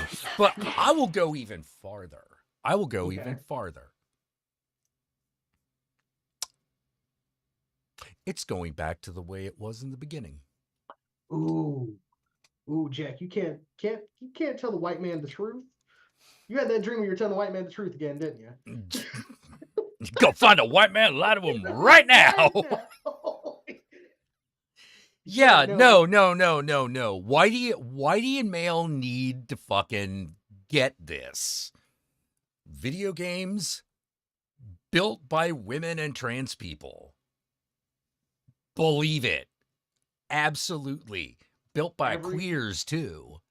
Every social media app, website, whatever you use, Reddit, Tumblr, Blue Sky, Twitter, it is built on the backs of queer artists and Yeah. and Hell. and furries. That's how you know a place has fertile ground, is if they have a strong contingent of furries. Yeah. If they have a noticeable furry contingent, you're like, oh, okay. All right. Yeah. But like, hey, let's put it this way. Without trans people, there's no Tron. Nope. Wendy Carlos, back in '81, who did the soundtrack to Tron, meaning arranged all the, got that Journey song, and shit like that, but also did all of the interstitial stuff that all synthwave has been trying to replicate since. She was out and trans at the time in '81. Yep. Bunch of you didn't know that. So much electronic music was made by trans people. This is more than one. There's more than one. Wendy Carlos is just like the most obvious. Fuck. There was one that recently passed. I can't remember her fucking name, but I think she worked on Dungeons and Dragons, and I think she also worked on World of Warcraft. Someone out there, I probably know who I'm fucking. Oh, Tracy talking Hickman? about. Yeah. Yeah. Or was it Margaret? It might have been Margaret Wise. May have been Margaret Wise. I can never, they always come together. Tracy Hicks and Margaret Wise always came together. So I'm never sure which one's which. I'm pretty sure Tracy is the dude. Yeah, but Tracy's the dude. Tracy's the dude. Okay. So yeah, but yeah, Margaret Wise, she was involved in D&D since the 80s, at least, probably the 70s. Yeah, and it's like, no, you have never dominated the space. You may have been a large swath of the audience. When it comes to the real creation part of it, the actual part of video games that you know nothing about, that you're complaining about, those spaces have been dominated by, queer people, women, totally. Every time. and people of color. Yeah, every time. Every fucking time. Because look, it's the downside of being the colonizer, man. It is. You don't make things for yourself. No. You don't make new things for yourself. We take things that we like, and then we claim it, and then we make it worse. That's the colonizer path. Is, oh, this is nice. I really like this. Well, it's the thing about cultural appropriation. It's like, why is it only cultural appropriation when a white person does it? Because why you don't share? That's true. Why you don't want to share? Why you don't want to share from the people that they took it from? And when white people share, it's usually really bad things. Yeah, like you can't listen to Chubby Checker. You got to listen to Pat Boone. Ugh.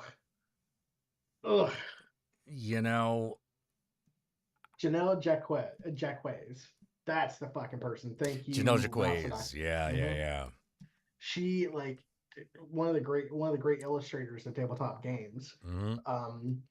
Now I'm remembering all this, and it's just like stop acting like you own these spaces, and that's the reason why this shit's not lifted off the ground anymore. And it honestly, oh yeah. Vincent Price. What just talking about greatest horror actor of all time was by Vincent Price. Yeah, Vincent Price wasn't straight. They knew that. I think he appreciated women, but I know he wasn't straight. Well, he was married, but he had boyfriends. Oh, yeah. Yeah, like you can't. How to put it? You can't be one of the constant companions of Roddy McDowell and be straight. Yeah. And Peter Cushing, come on. And that guy was a gamer. Peter Cushing. Mm-hmm. Peter Cushing played miniature war games. It was his big thing. He was a Warhammer fan, Yeah, well, I mean, Warhammer didn't exist when he was around, but if Oh, it existed. if it had been a thing when he was alive, he definitely was the type that played it. He mainly did like Napoleonic War stuff, which was what miniature gaming was all focused on in his lifetime. But the reason, I'm joking when I say this, but it's like, all right, Lord Vader, my war buggy is within charging distance. I would like to now activate WOG. You have been captured, my friend. My friend. Yeah. And apparently they behaved exactly like Warhammer guys. Mhm. Like they pulled the same bullshit. Of course they did. See, that's masculinity. Mm-hmm. It's not the dumb bullshit they try to fucking sell you, like, at these be a man camps. Masculinity is arguing about fucking 2-inch figures and distance. Oh my God. Wait, is Christopher Lee not straight? I'm gonna go with he's probably Christopher Lee, straight. I think actually was straight, but he was clear he was not homophobic. Yeah. Ian McKellen, on the other hand, gay as the day is long. Yeah, I still remember like there was an interview Ian McKellen said gave where he would talk about how he would make Christopher Lee uncomfortable, by basically coming up to him and talking about Ewan McGregor, talking about Ewan McGregor's body. I say, Christopher, because Christopher Lee was in those Star Wars movies with him. and it's Gandalf and like, oh, Christopher, let me tell you about Ewan. I was like, oh, please no. That bulbous ass of his. Oh, it looks amazing. Exquisite. Oh, please. Ewan, please. Ian, please. I would eat that like a fine tray of oysters with exquisite hot sauce. Yeah, the funny thing is I was always trying to figure out why Captain Stewart was so good at playing a queen. And then I realized that he and Ian McKellen were friends, and I'm like, oh, there we go. Mm-hmm. There we go. That's when Patrick Stewart is playing a gay guy. He's channeling Ian McKellen. I like how you called him Captain Stewart. That was your yeah, good point. Well, I mean, yeah, come on. But yeah, these spaces like we've been saying is these spaces have been fucking occupied, and by POC, by LGBTQ plus people, like we've been there, and we've made it's that colonizer thing, like you were talking about. Like, we were here, and you came over to our shores, and then raided our resources, and then said that we're the bad guys. Yeah, right. Ain't that a bitch? Hey, let me tell you something about fuck. I lost it. Damn, I'm sorry. Damn, I lost it. I think it was about Patrick Stewart. Maybe. Man. Or Ian McKellen. Yeah. Oh, I remember now. Okay. I'm like, okay, if you want my model of masculinity, because I shoot high, and for some reason it is important to me that I'm like, nope, I can't live up to that. I can't live up to that. Brian Blessed. Yes. I'm like, that guy is so masculine. It's hilarious. Yes. But he's not a bottled up, frustrated guy. He is highly excitable. And he does crazy shit constantly. The man punched a polar bear, okay? He's nuts. Brian Blessed. Flash Gordon is alive? I said, get off, you bastard. I said, Oh fuck, I've said shit. Oh shit, I've said fuck. I said fuck. Oh, sorry. I think actors like John Wayne and Clint Eastwood ruin masculinity. Yeah, because Yeah. they're not fucking masculine. Yeah.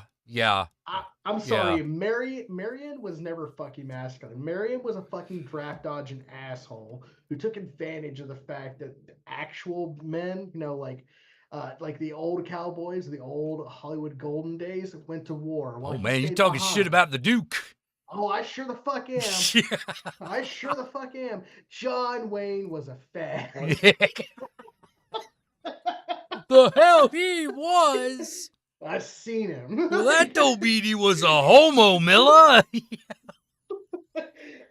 Oh, Repo Man, so good. But Oh, like, showing let that me movie put to it this people. way: Brian Blessed this is why, like Brian Blessed why to me he's the king of masculinity. That guy started a fist fight with Oliver Reed and made Oliver Reed look like a bitch. Because he was mad because Oliver Reed was upsetting the crew and one of the actresses, and that just wouldn't stand with Brian. He's just sort of like, you're being an ass, and if you don't stop, like he's already like pummeled him. He's like, if you don't stop, I'll do it again. You know, like you're like, no, he just did it. He just already took him out with one punch. Just boom. How dare you? Yeah. And I'm like, people are like, no, man, that guy's half giant, dude. Like, don't fuck Brian Blessed. But it's Yet at the same time, he constantly makes fun of himself. and he's like emotionally. Yeah, he's an Available. emotional guy. You know, he's clearly not ashamed of it. Yeah, he's a guy that's like, I punched a polar bear, and I've also written poetry and cried. Yeah. And it's like, yeah, see, you don't have to just do the fucking stupid masculine shit. You could also be emotionally available. Yeah. Like masculinity and femininity are metaphors we use for these two aspects of humanity, and you're supposed to have experience with both. You know, you're supposed to internalize both of them to one. You know, probably gonna one more than the other. You know, but that's normal. For lack of a better way of putting it, that's normal. You know, you don't have to, like, I blame Plato. As you should. I blame Plato because, like, once you introduce a concept like masculinity and femininity in the context of Plato, then you're looking for the Platonic ideal of it. And I'm like, it doesn't work that way. Like, the Platonic ideal only exists in your mind. It cannot be realized at all. It has no chance. It's not like a chair. You know, like a chair, you can run numbers and qualitative assessments on a chair. But even when you do those numbers, it is so many vast definitions of what a chair is and about what it requires that you're running into like millions of fucking possibilities of what a fucking chair is. Yeah, to me, a chair, I'm like, what's the Platonic ideal of a chair? And I'm like, well, if I'm being realistic, it's being able to sit down without your ass being on the floor. There, that's a chair. Whatever does that is a chair. And it's like the fucking, like the floodgates open when you stick with that definition. Yeah. And honestly, that definition isn't the only definition. No. Like, you know, for some people, it's going to be, well, it has 4 legs and a back. Otherwise, if it doesn't have a back, it's a stool. But it's still a chair. See, there's the question. Some people would say yes, some people would say no. And hot dogs are not sandwiches. No, they're tacos.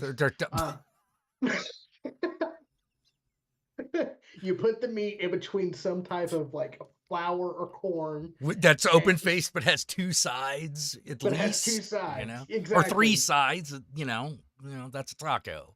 And then you put the meat down, and then you put your toppings on top of it, and the toppings are as varied as like the fucking day is long. It's a taco. Yeah. And you Right? can totally put ketchup on a hot dog. I don't care what anyone says. Oh, sure. Like if you Look, could you can put put like mango on a hot dog. It's still a fucking hot dog. if you can put mayonnaise on a hot dog, you can put fucking ketchup on a hot dog. It's Yeah, fine. I agree. Now, in my opinion, when we're talking about sausage, there are two options that reign supreme. Yeah, We're talking about uncircumcised and sausage. Oh, Oh, sorry. no. I was going to say barbecue sauce and mustard. You know, Oh, sometimes, or sauerkraut. That's the other one. Like, the thing is, like with the mustard, it can't be that French's yellow bullshit. That shit's made for sandwiches for your child. well, it still counts as a hot dog, though. It's just not as good. But on a sausage, if you're putting that shit on like a bratwurst or a fucking Oh a yeah. No, you want to be using some fancy mustard on that, You use that Grey Poupon. Yeah. Use that Grey Poupon or that Stone Ground or something. Pull sauerkraut on it. Put it on a bun. Damn, we're all just bald chickens anyway. Says Flashman, and thank you for another donation. Is a taco a sandwich? No, because sandwich only has the bread Yeah, and they're not on connected. two sides, whereas and they're not connected. So the real question is a sub a taco? No, it is not a taco, but it is a burrito. Okay, you're saying it's a burrito because for me a burrito's got to be all the way wrapped up. Well, you got the paper all the way wrapped around it. All the toppings are kind of like sandwich if it's a good sub. But the thing that's all the way around, it's also got to be edible. Well, it can be edible if you're like brave enough. Like I would go so far as to say a shawarma could be a burrito. Yeah, I would agree with that. You I know, would agree with that. It was court ruling about it. And it was stupid. Of course, it was fucking court ruling. court That's ruling the other about thing. what? About whether or not a fucking taco was a sandwich. Man, I'm just like it. Okay. Yeah, who gives a shit? Like, why do we Look, all I know is that if I go to this is what I know.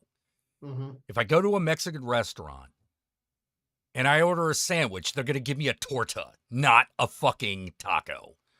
Not even gonna give you the club, Yeah. They're going to be like, torta? Because if I don't call it a torta, they're going to be like, why are you asking for a sandwich here? It's a sandwich, but I mean, shouldn't you be going to a deli next door if you want something that's called a sandwich? We sell tortas here, buddy. Oh my god, you just triggered a fucking memory. So I used to work for a place. It's like a chain restaurant called Old Chicago. If you've ever seen it, it's like really shitty, supposedly Chicago style pizza. I don't want Chicago style pizza from the South. That sounds terrible. Oh no, it's even worse than that. It's Chicago style pizza from Colorado. What? Yeah. Anyways, don't worry, boy. it gets worse. But it's a chain restaurant that sucks. That's yeah. Like, I found one chain restaurant in California that does Chicago style pizza anywhere close to good, and that's Patsy's. Right. It's pretty good. It's pretty good. I like it. I like it a lot, actually. But anyway, you go on.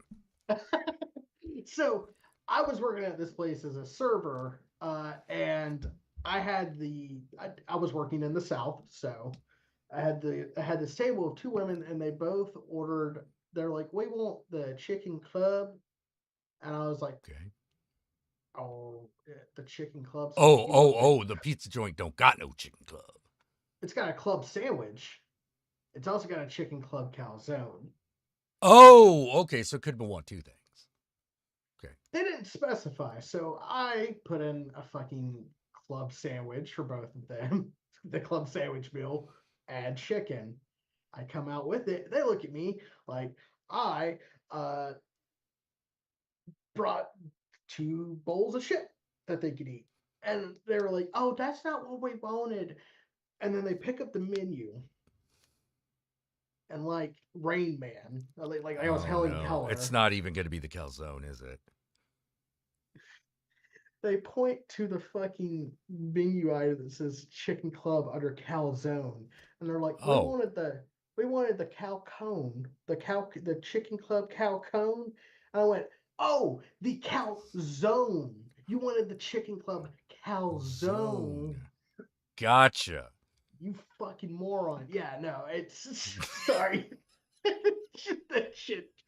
Uh, it was. I literally went back to the kitchen. And I was like, I don't think this restaurant's gonna last. Ah, Because it. Oh god, I'm so glad I got the fuck out. Like literally, I moved up here. By the way, for those of you that don't know why I've pretty much been MIA, I've been kind of like in the middle of a move to Michigan. yeah. Well, you're on the other side of it now. You're in Oh yeah, Michigan. I'm here now. Yeah, like you're Uh, like in the Ann Arbor area. yeah, close around. And you know, I've already moved up here, but the week we moved up here, uh, I get a notification on my phone that says like Governor Lee of Tennessee has just signed an anti-chemtrails legislation, anti chemtrails bill. Basically, like, yeah, like dumb Alex Jones shit. All right. So what is he defining as a chemtrail? Anything that knowingly uh, exerts some type of chemical into the air. That cannot pass the judiciary Why? because that's everything. You have just outlawed cars. Yeah, you've outlawed planes, you've outlawed cars, like you but I still could not believe. I still can't believe this. Like my brain reels when I discovered that what they were calling chemtrails was just plain exhaust. Yep.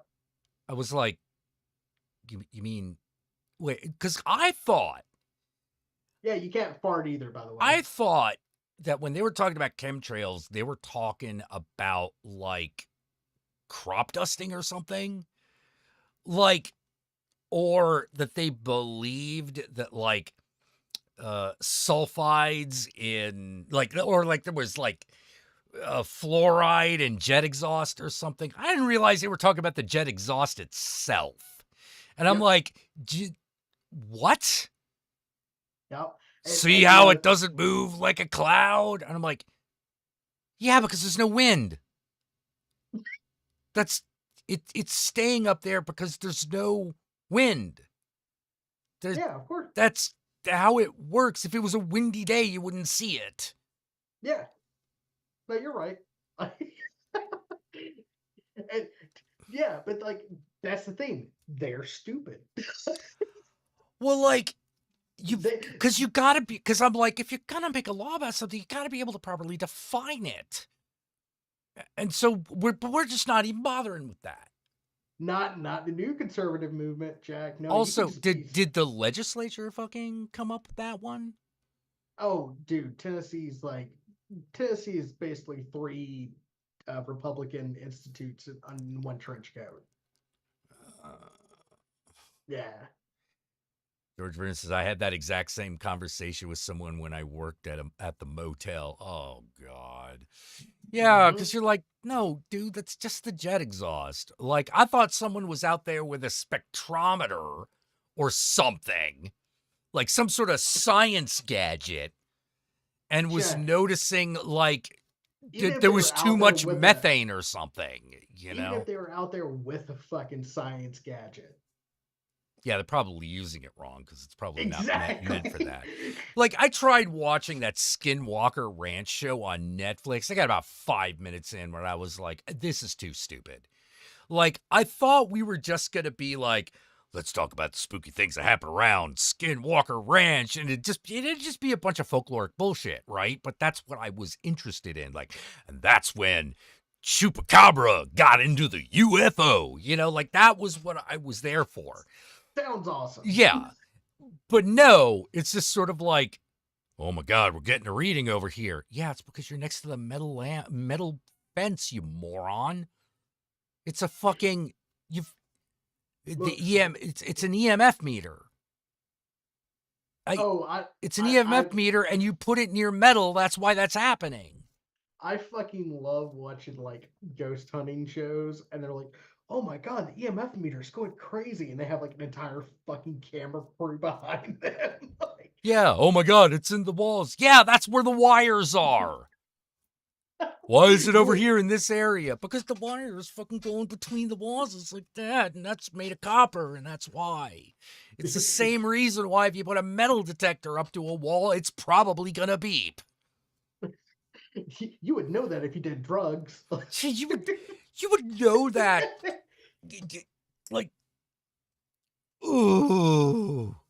But of course, like it's not about it's like the argument I had with someone like when COVID was happening. Someone was trying to convince me that it was some like World Economic Forum policy that they were trying to like infect us with something, and I literally like I tried to argue this in like the rational senses, and I wasn't getting through, and it literally ended with me just going like, okay. Why would a bunch of billionaires who make their money off selling things want to kill the world? Yeah. Like, let's think about that for a fucking second. Wouldn't they want more people in the fucking world versus less? And therefore, like, would not want to kill like a huge swath of the population because like they need to sell shit? Like, instead of locking down like entire countries, the entire world while this shit was going on. Like, what the fuck? Ugh. But you can't get that through them. You can't because they motels are messy. Oh, sorry. I had another flashback where someone was like, there's something in this doorway. You mean the metal frame? The metal bracket that's under the plaster so that it'll stay at a 90-degree angle and not spill drywall gypsum everywhere. This house was built in like the late 1900s or 1910s. Oh my God, can you believe it's constantly going on? Yes. There's a lot of metal in this motherfucker. Yeah. Yeah, do you know how big those nails were back in those days? They're huge. They're ridiculous. You're just sort of like, good God, was every log just Jesus to you? Holy crap. You know? God damn it, son, we only had one fucking 2x4 to put this in. Yeah, yeah, because like that was also before like a lot of like lumber standards. You know, so But, you know, those nails are probably solid iron too, you know, and good God. It's just the dumb conspiracy theorist bullshit is. Oh yeah.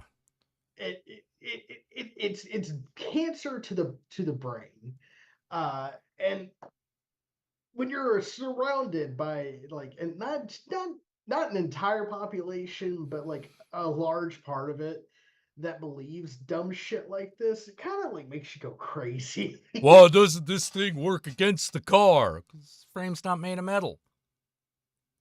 Or like more specifically in my case, where it's like, well, you know that that government's the government and the World Economic Forum are working together. It's like, yes, Yeah, that's what they do. yeah, We know that. That's the whole purpose of it. Well, they're trying to subjugate us. They're trying to make socialism happen. I'm sorry. Sorry. No, they are Billionaires? not trying to make socialism happen. I was like, wait. That is the biggest gathering of capitalists in the world. Yeah, like the person who told me this has previously said that they are a avid capitalist, and I was like, bro, that's your system working right there. What the fuck are you on about? Yeah. That's capitalism. That's how that fucker works. Is were banks involved, and it's capitalism. You know, money banks. You know, specifically if we gotta be that fucking pedantic about it. Good lord. and and and and then like now I'm up here and I'm seeing like fucking pride flags on fucking churches. Jack, I feel like I moved to like a different country. Oh yeah. Oh yeah. I'm still trying to get used to fucking oh yeah. Okay, you mentioned pride flags. Do.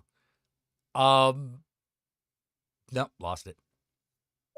But like Lost it. I come up here and it's like every church has got like some type of fucking like accepting message, and I was like, this ain't right. I know it throws you. Yeah, It it's like throws you. It's like, okay, I'm not coming back, but you know, I know if okay. I'm I struggling, I burn can you down last. I know if I'm struggling to need groceries, I can come here and not be questioned. Yeah. like, like, it's like, thank you for the food bank. Are you ever coming back? Nope, still gay and don't like God. Okay. We love you. Thank you. I'll Okay. take Yeah. The biggest cheerleaders for capitalism are the ones that know nothing about it. Yeah. You know, it's like, do you this. know what capital is? And You want the what kicker? capital is and how that shifts. You want the biggest kicker to it? Yeah. Right now, the biggest big capitalist property. Yeah. Well, Yeah. trust me, as someone who's trying to fucking buy a house, it's a fucking reality. Oh yeah. Um, no, the kicker to the guy who was like who said he was an avid capitalist was a black man, an Yep. American black I've man, I've I've met those. and you're like, do you know that the whole reason your ancestors are here is directly because of capitalism and capitalism's desire for cheap to no pay labor? You're brought here in chains because capitalists demanded to make more profit, and you're like defending that system. It's a bit weird if you ask It's me. super weird.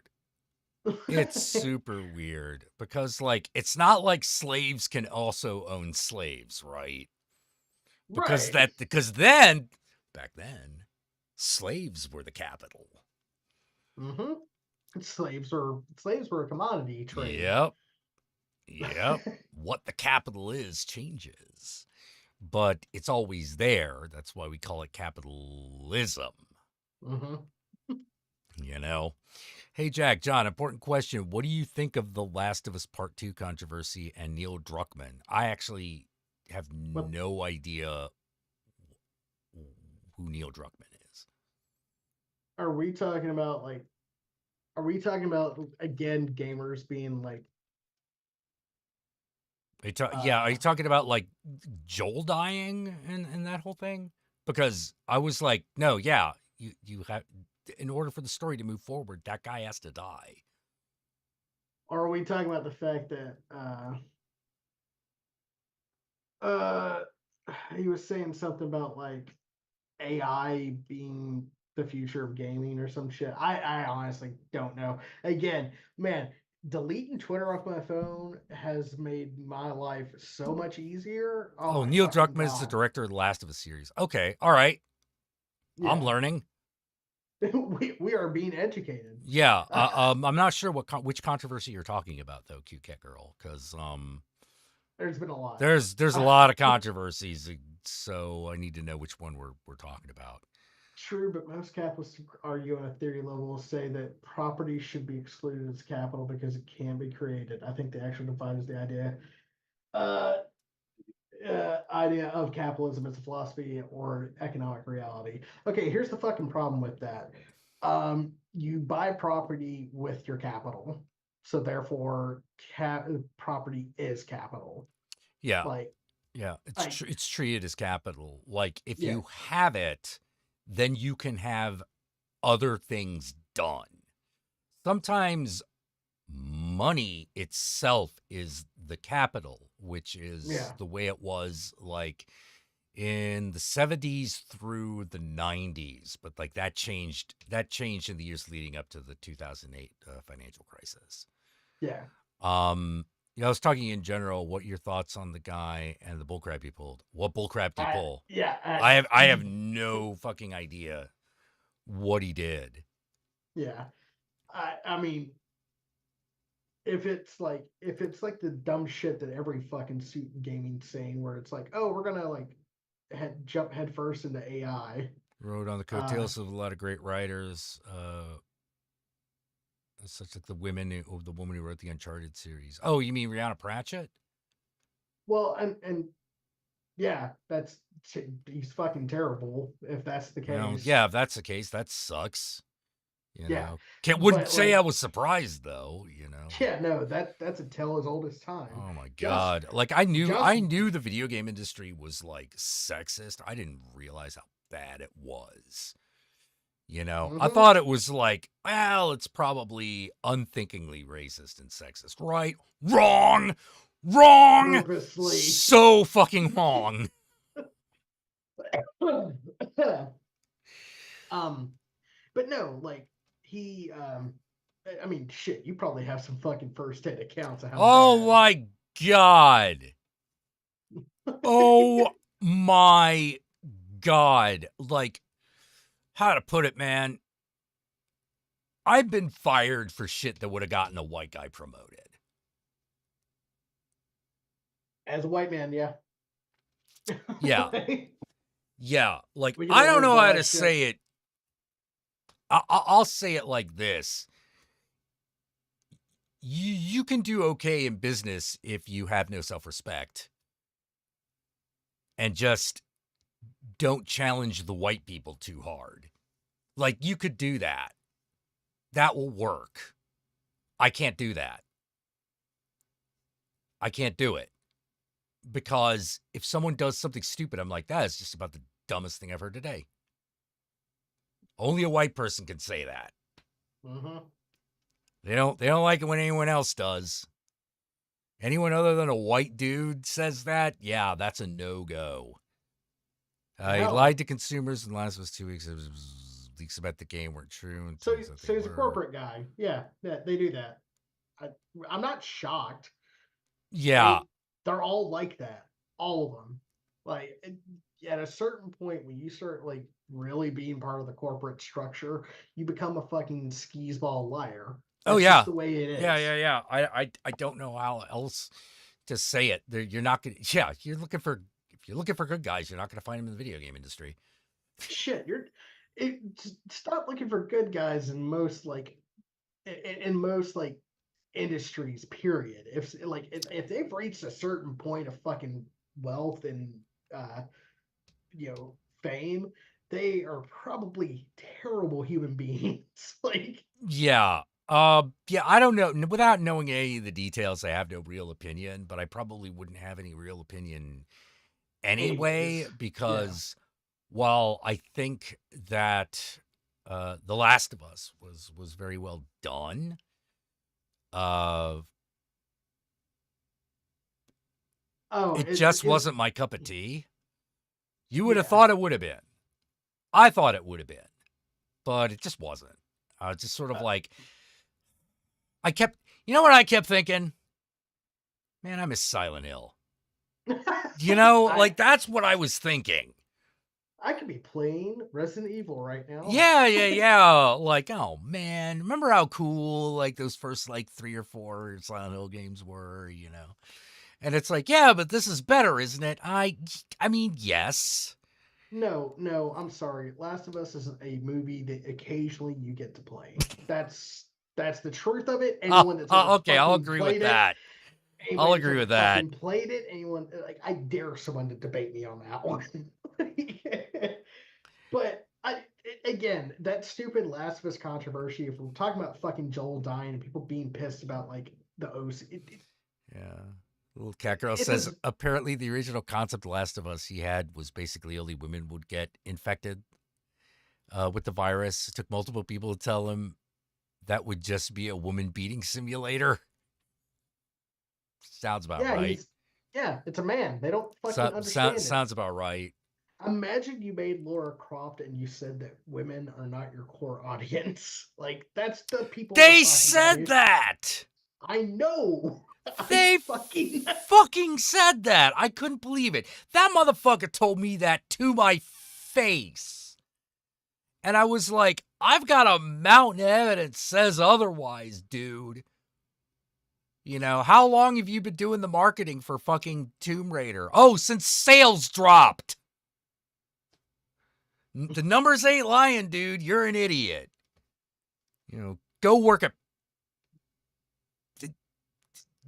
PopCap or something. You know, like leave everyone else alone.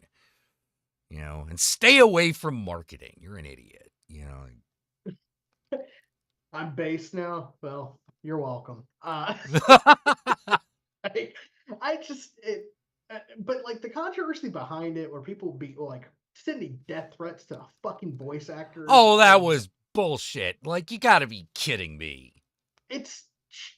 See, that's the fucking problem, man. It's like social media has made people insane. Like, and just like they cannot process that entertainment sometimes is bad. And it's just bad. Sometimes it's either bad, sometimes it's bad, sometimes it's just not for you. You know? I mean, shit. Me and you have both sat through things, okay? Hey, man.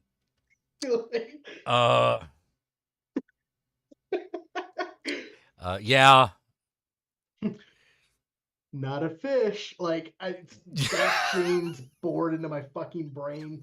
The cheese sandwich making scene goes on just a little too fucking long is burned into my fucking brain. Is it bad? It's fucking terrible. Terrible. Yeah, it's a terrible movie.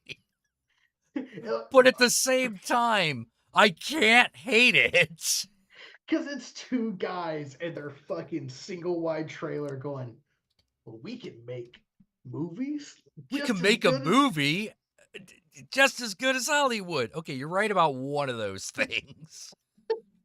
But I can't be mad at you for trying. Just like I can't hate Spookies, even though I have no idea what the fuck that plot is. I've watched it. I've watched that movie 3 times. I still don't know what the fuck's going on in it.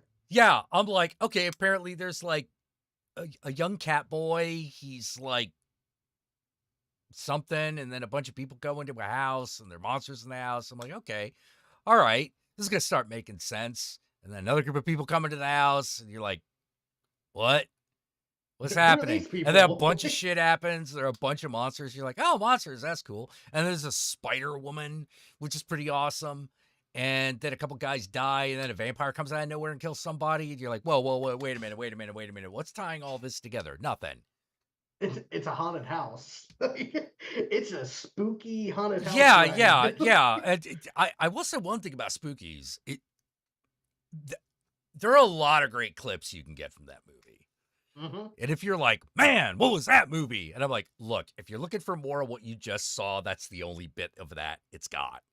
It's got a bunch of other shit going on. You won't be bored. You will not be bored.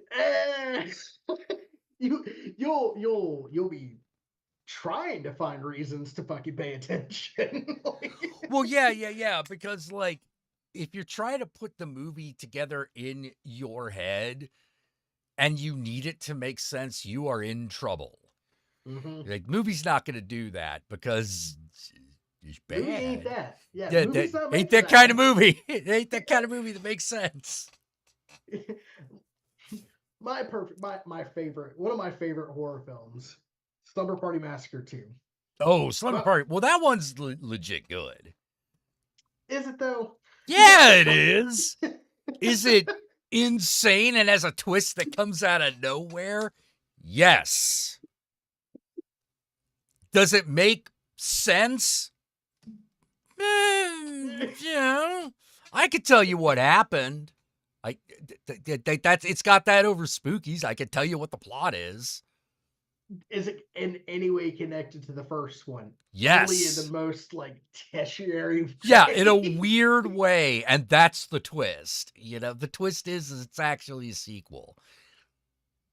And if you're like, Jack, how can the twist be that it's a sequel if it is a sequel? They found a way. Okay? They found a way. Look, they saw that Slumber Party Massacre 1 fucking sold like gangbusters.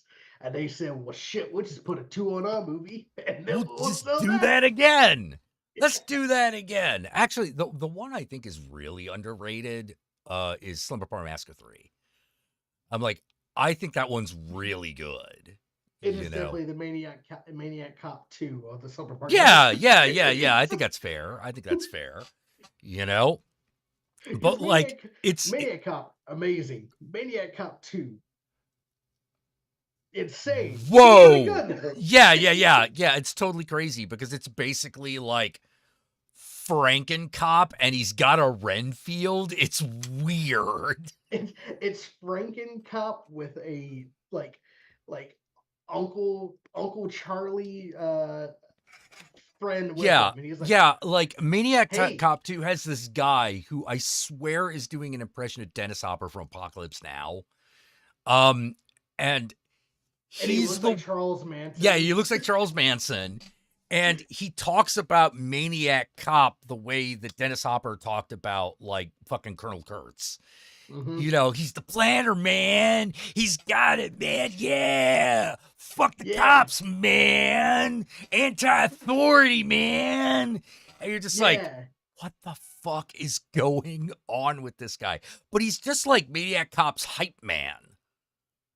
And that's what he does through the whole movie. And look, I love that movie.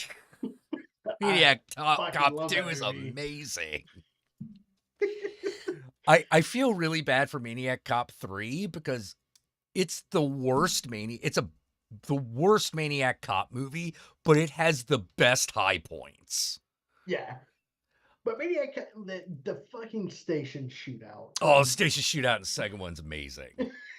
It's legit good action. Yeah, it was actually like, so what inspired you to make this money? He's like, well, I had seen Hard Boiled. And I'm like, oh, okay, yeah, I get it. It's like, I was like, yeah, I wanted to do a scene like that. I'm like, well, fuck yeah. Who doesn't? Who doesn't want to do that? Like that's awesome. Fucking Hard Boiled's amazing.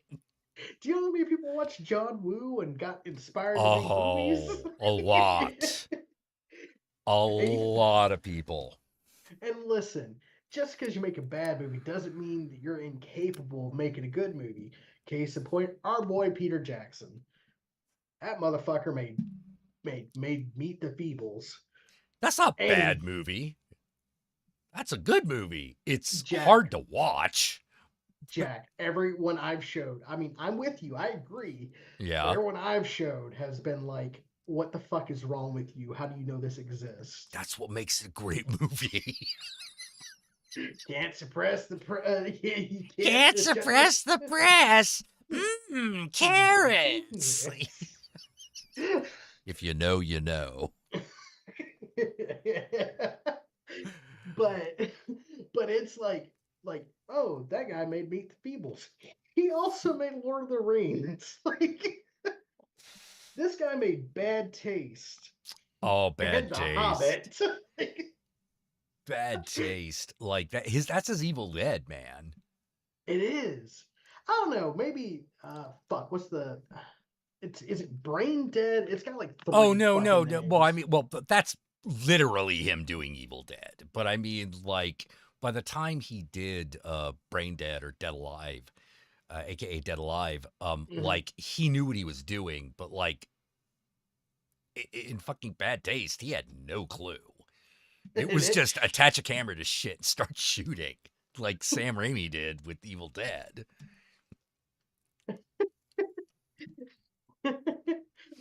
And you know, it's not great, but he had greatness in him. Oh yeah, no, you could see the talent.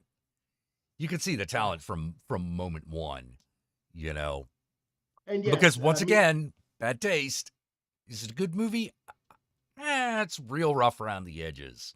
but it's got some really good But high points. it's got some great high points. It has entertainment value. You know, I don't know why my favorite is just still the fucking boss who's only got one hand and is constantly attaching shit to his stump.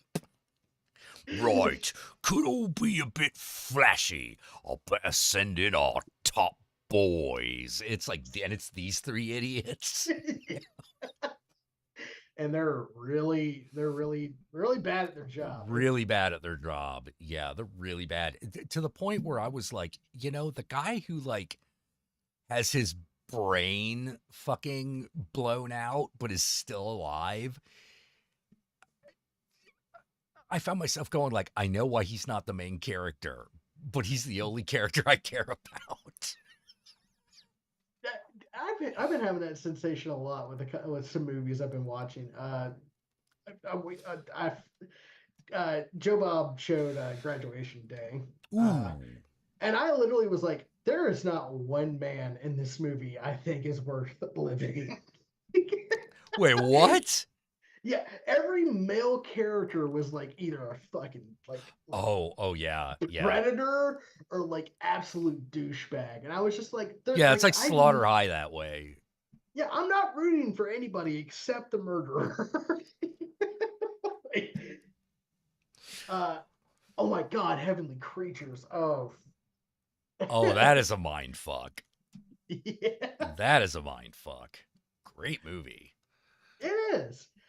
But yeah, like Yeah, very unlike all his other movies. totally. You know, but you could see why only he could do it. Because you have to basically turn a story about two 9-year-old girls who murdered their parents into a romance. That takes a very particular mentality. Yeah, and it's and then you have like these people that aren't talented. Like I feel like people like don't understand that like media is not life, and they get like way too attached to shit and way too fucking like it's okay to like bad shit, and I feel like there's like the new crowd doesn't get that. Like some people, a lot of people don't. Because it's like I watch like trauma films, right? And then like I'll be sitting there and those like are my movies. those are fucking movies. I think the trauma's like symbol. The trauma opening is the mark of taste. Oh yes. But there are some people who are like, how do you like how do you enjoy this? And you go, did you like Guardians of the Galaxy? You're welcome. Yeah. Hey, did you like that fucking Suicide Squad or like Peacemaker? You're welcome. Fucking welcome. Brought to you by one of Trauma's greats, James Gunn. Fucking. And his brother. Yeah, James and Sean Gunn, you know. Sean Gunn's got to be in every movie. Why? Well, he was Tromeo, yeah, he gets his yeah, no. Sean Gunn wasn't Tromeo. He was Tybalt. I thought he was. No, he's Tybalt. Ah, that's right. That's he's right. Tybalt. He's the one who gets his dick cut off and I think gets raped by the penis monster. Romeo and Juliet, ask for it by name. Yeah, ask for it by name. It's actually a very faithful adaptation of Romeo and Juliet. Despite the fact that it's got a penis monster that rapes Sean Gunn. Well, that's like that was in the cliff. That was in like the That's the artistic license. Yeah, you know, you have to have a penis monster. I mean, it's fucking trauma, for God's sake. Yeah. You know, like, and that weird dream sequence where Romeo eats popcorn at Juliet's pregnant belly. Well, that's just art. That was, dude, I'm not saying it wasn't. It started with Lemmy from Motorhead as the Prince of the City. And it's just Lemmy from Motorhead doing the Prince's soliloquy, like in the middle of like 80s Times Square. That's And- it. That's and, it. And Lemmy probably knew that by heart because Lemmy's a fucking nerd. Yeah, because he's a weirdo. He's like, oh, you want me to play Prince? All right, yeah, okay, let's do this. Like, All right. But I'm gonna like get he and shit- James Gunn got into a fight. That doesn't surprise me. You know, like, but I'm like, well, yeah, it was Lemmy. You know, if you had to like wrangle Lemmy, you were gonna get into a fight with him at some point. You know. Listen, you better get me a whole fucking 8 ball of fucking speed right now if you want me to record anything. Yeah, it's like it was like Lloyd Kaufman. Lloyd Kaufman got into a screaming match with him, but like James Gunn and Trent Haga, I think they actually I think came to blows. Well, I feel like Uncle Lloyd has been on like on the precipice of like full on like crew mutiny. Oh no, more times it's than he can. happened. It's happened. It has flat out happened. I mean, I think it did happen on like the set of War, didn't it? Yeah, it Like, happened the on crew- the set of Troma's War, and it happened on the set of Citizen Toxie. That's the crew was like, Lloyd, we are not working another goddamn minute until you get us fucking food. Like, now. Oh no, the one on Citizen Toxie, which was the biggest mutiny, was also about the dumbest thing. Of course, it always is. You know, because they had gotten permission to shoot in this old mansion. Mhm. And when they were shooting doing location scouting, dude rips off a piece of like paint that's like chipping off the goddamn wall and Oh, starts no. chewing it and go, lead paint, you know. And one of the cinematographers had a shit fit. He had a shit fit and took half the crew with him. Mm-hmm. And then he came back and begged for his job back, which Lloyd, I don't know why, gave him.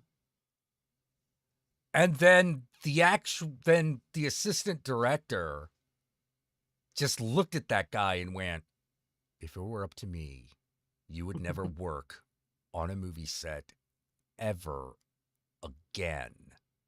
I never want to see your face. I never wanted to hear your name. I never wanted to hear your voice again. But here you fucking are. And I am the second unit director. You're working under me, so fucking get to it. Because the minute I can remove you from the set, you're gone.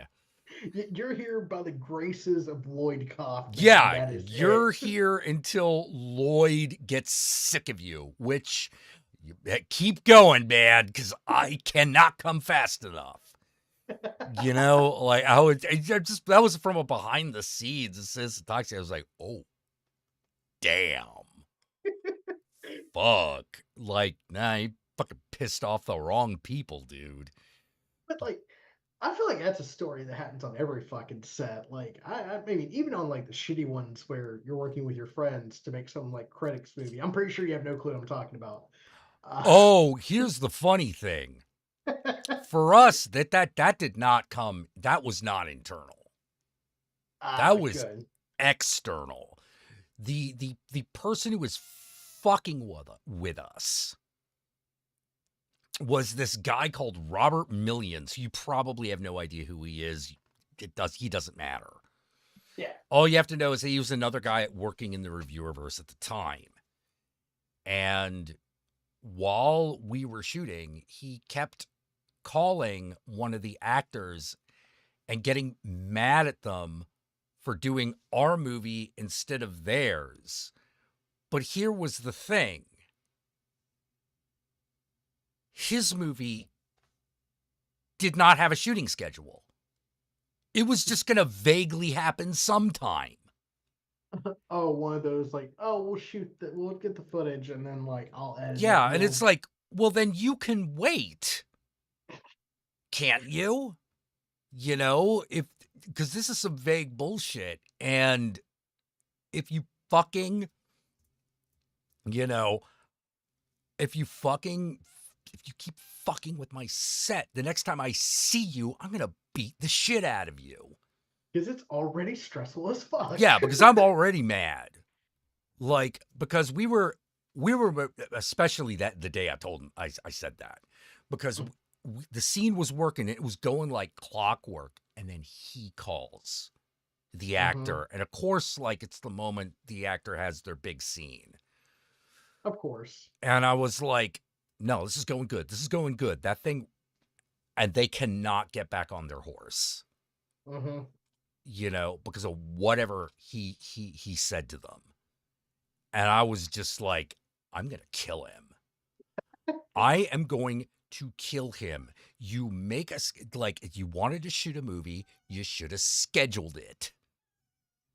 You know, we had a schedule. We had a timetable. We had what we needed to start. You didn't. You have dick. Yeah, you have nothing, you know? Robert Million. Let's put it this way. If you don't recognize him, there's a reason. Yeah, there's a reason. Yeah, there's a reason. I was very angry at that guy. And he was also one of those guys with a rich dad, but he was a cheapskate. Yeah. You know, and I'm like, oh, son of a bitch, fuck you. Come on, man. You know, like, it's really obvious that he was using this in order to simulate having friends. Yeah. And it was really pathetic. It was really pathetic, and it was sad. No, Millions is not his real last name. That's just what he called himself. All right, I'm going to tend to the cat, get myself a liquid, so I'll be right back. Hi, kitty. Hello. Food? Want out? Want to scream, mostly. If you could remake one controversial horror movie, what would it be? I think I know what Jack's answer would be, which is Jennifer's Body. For me, I think I would say I would I would do 13 Ghosts. And all I would do with 13 Ghosts is take out the dumb goofy shit we don't need and add in the story that was sadly missing. I miss you. I miss y'all too. Like I said, I was in the middle of moving and shit, so still kind of landing, but I'm pretty much settled now. How are you liking where you live now? Oh, it's amazing. Today it was like 70 degrees outside, and it's like right before June. I'm used to it being hot as balls, so I'm excited. I'm excited to be out on my birthday and potentially not be dying. I've been pretty good. Been pretty good. Well, thanks.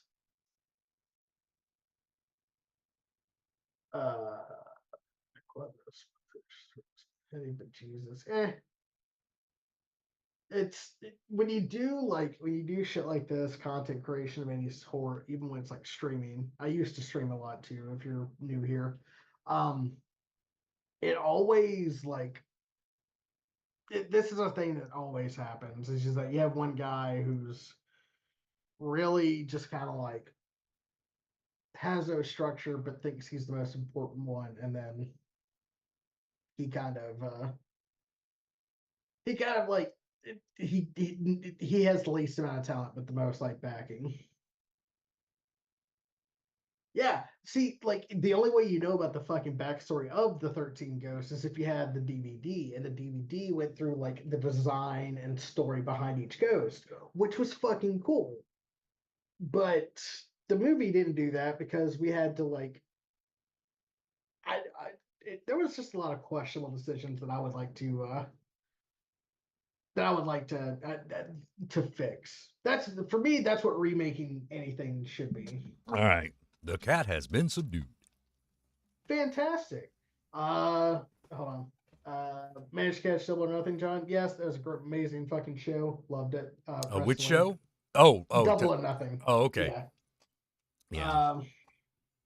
I agree with you, little cat girl. The backstory of the 13 Ghosts of 13 Ghosts is fucking, or 13 Ghosts, is that they were fucking great. I wish that had been in the movie. Yeah. So earlier they asked, what controversial horror movie would you remake? And that was my choice. And I said I would Oh. literally change nothing except I would have the history of the ghost be a more prominent part of that film. Like maybe not like explain every ghost, Well, but is definitely. is 13 Ghosts really that controversial, though? I mean, some people think it's a really bad movie. Well, it is. It is a bad movie. It has its moments, though. Jack, there is no bad movies. They're just. No, that movie is not misunderstood. They fucked it up in editing. They did. They fucked it up. I've never seen a movie like more destroyed in editing than 13 Ghosts. Yeah, no, You know. and it shows, and that's the Yeah, it fucking really problem. shows. You know, because what they was- had what was- everything that they would have needed in order to make it like a really good movie. It still wouldn't have been a remake of 13 Ghosts. No, You know. but that's okay. Yeah. I actually kind of prefer that. Yeah. You know. You know, another movie I saw very recently that gave me like the same vibes of 13 Teen Ghost. Mm-hmm. Tarot. Oh, I haven't seen Tarot yet. All right, you're not missing much. Oh, okay. So me and Peek Pie went out like to go see this together. It was like, just kind of like a friend thing. you and Peekaboo live near each other, or Yeah. close enough at least. Yeah. Cool. That's cool. Yeah. So we went to go see this, and I literally walked out of it and went like, wow, I really love like the designs of these like tarot ghosts, but fuck, I wish they had shown it to me. Yeah, no, it's one of those they kept hiding it, and the one that they showed off the most was the fucking worst one. So it was the magician. So like a lot of the major arcana are made into like this vengeful ghost character. Oh, okay. And so they did the magician, but it's like a stage magician who does like this chain, like the handsaw and like box gimmick. Like saws a woman in half. Okay, And- so okay, it's one of those. Okay. Yeah, it goes exactly where the fuck you think it is, but does not show gore because it's PG. It doesn't? It's PG-13. Yeah, I know. But what? Never is there more a fucking moment where 13-year-olds will not see your movie as when it is cut down to a PG-13. They will go if it's an R though. Hell yeah. Hell yeah, it's a horror movie. You don't need to know. You don't want to know that this thing is going to hold back, because if it does, then kind of ruins the point of seeing it. So that brings me to the question I was asked that we never got around to with you, which is what controversial horror movie would you want to remake? Controversial. Maybe even something that like you're like that you personally dislike, and if you changed it, you feel like the movie would be better. Like make Jennifer's Body an R-rated film. That would probably actually be the one. That would be the one. I know my friend so well. I was like, yeah, that would probably Jennifer's be Body. it. I would probably actually make Jennifer's Body into the movie I thought it should have been. Because it's a fucking like, it's got so horny. much potential. Yeah, like you it's know? so horny, and it's yet like, not. Yeah, like, come on, man. Like, and the thing was, I was like, you didn't have to make it an actually horny movie. You could have done the Austin Powers thing and been fucking with me the whole time, but you didn't do that either. You know. But yeah, no. What I would do is first of all, I would just make the story about Jennifer and Mouse. and basically how we would compare and contrast like Jennifer's life with Mouse's. It's like in school, Mouse is like a nobody, which I mean, in the original she is too, like, Yeah. but I would keep that. But I would also keep her being sexually active and somewhat satisfied. Whereas Jennifer, she stays the popular girl, but her fucking home life sucks and her sex life is bad. Like, it just blows. Like she doesn't believe in the female orgasm because she's never been with someone who could give her one. Like, I mean, hey, when you fuck jocks, that's kind of what happens. yeah. Like, a girl is just like, oh, you're looking for all this shit in all the wrong places. And I would have it, the first third of the movie, I would essentially do a recreated version of that movie in the first act. Mm-hmm. The second act would be hunting down the band. Mm-hmm. I can get it. It's the third act is where we go buck fucking wild. And I feel like keeping that kind of not really overtone of like sapphic lesbian energy, that feminine energy. You could drive that shit into a third act. Oh yeah, by the way, fuck subtext. That's for cowards. Like no. It's just straight up. By the end of it, these two girls are just in love. Yeah. These two girls are just in love. But what I'm like, no, in the third act, we go buck wild.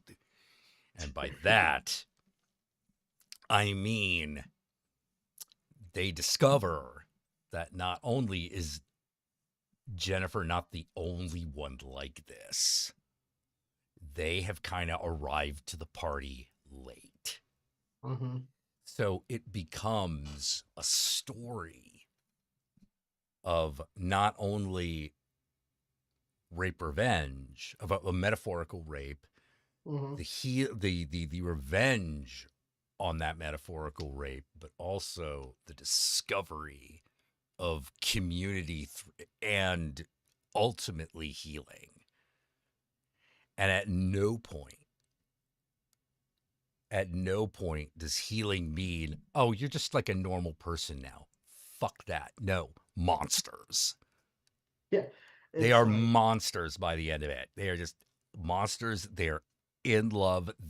And they have found their people. That's the happy ending. They are lesbians that love each other that hunt men. They are lesbian succubi who have found a society of monsters that's willing to back them up. And that's the story.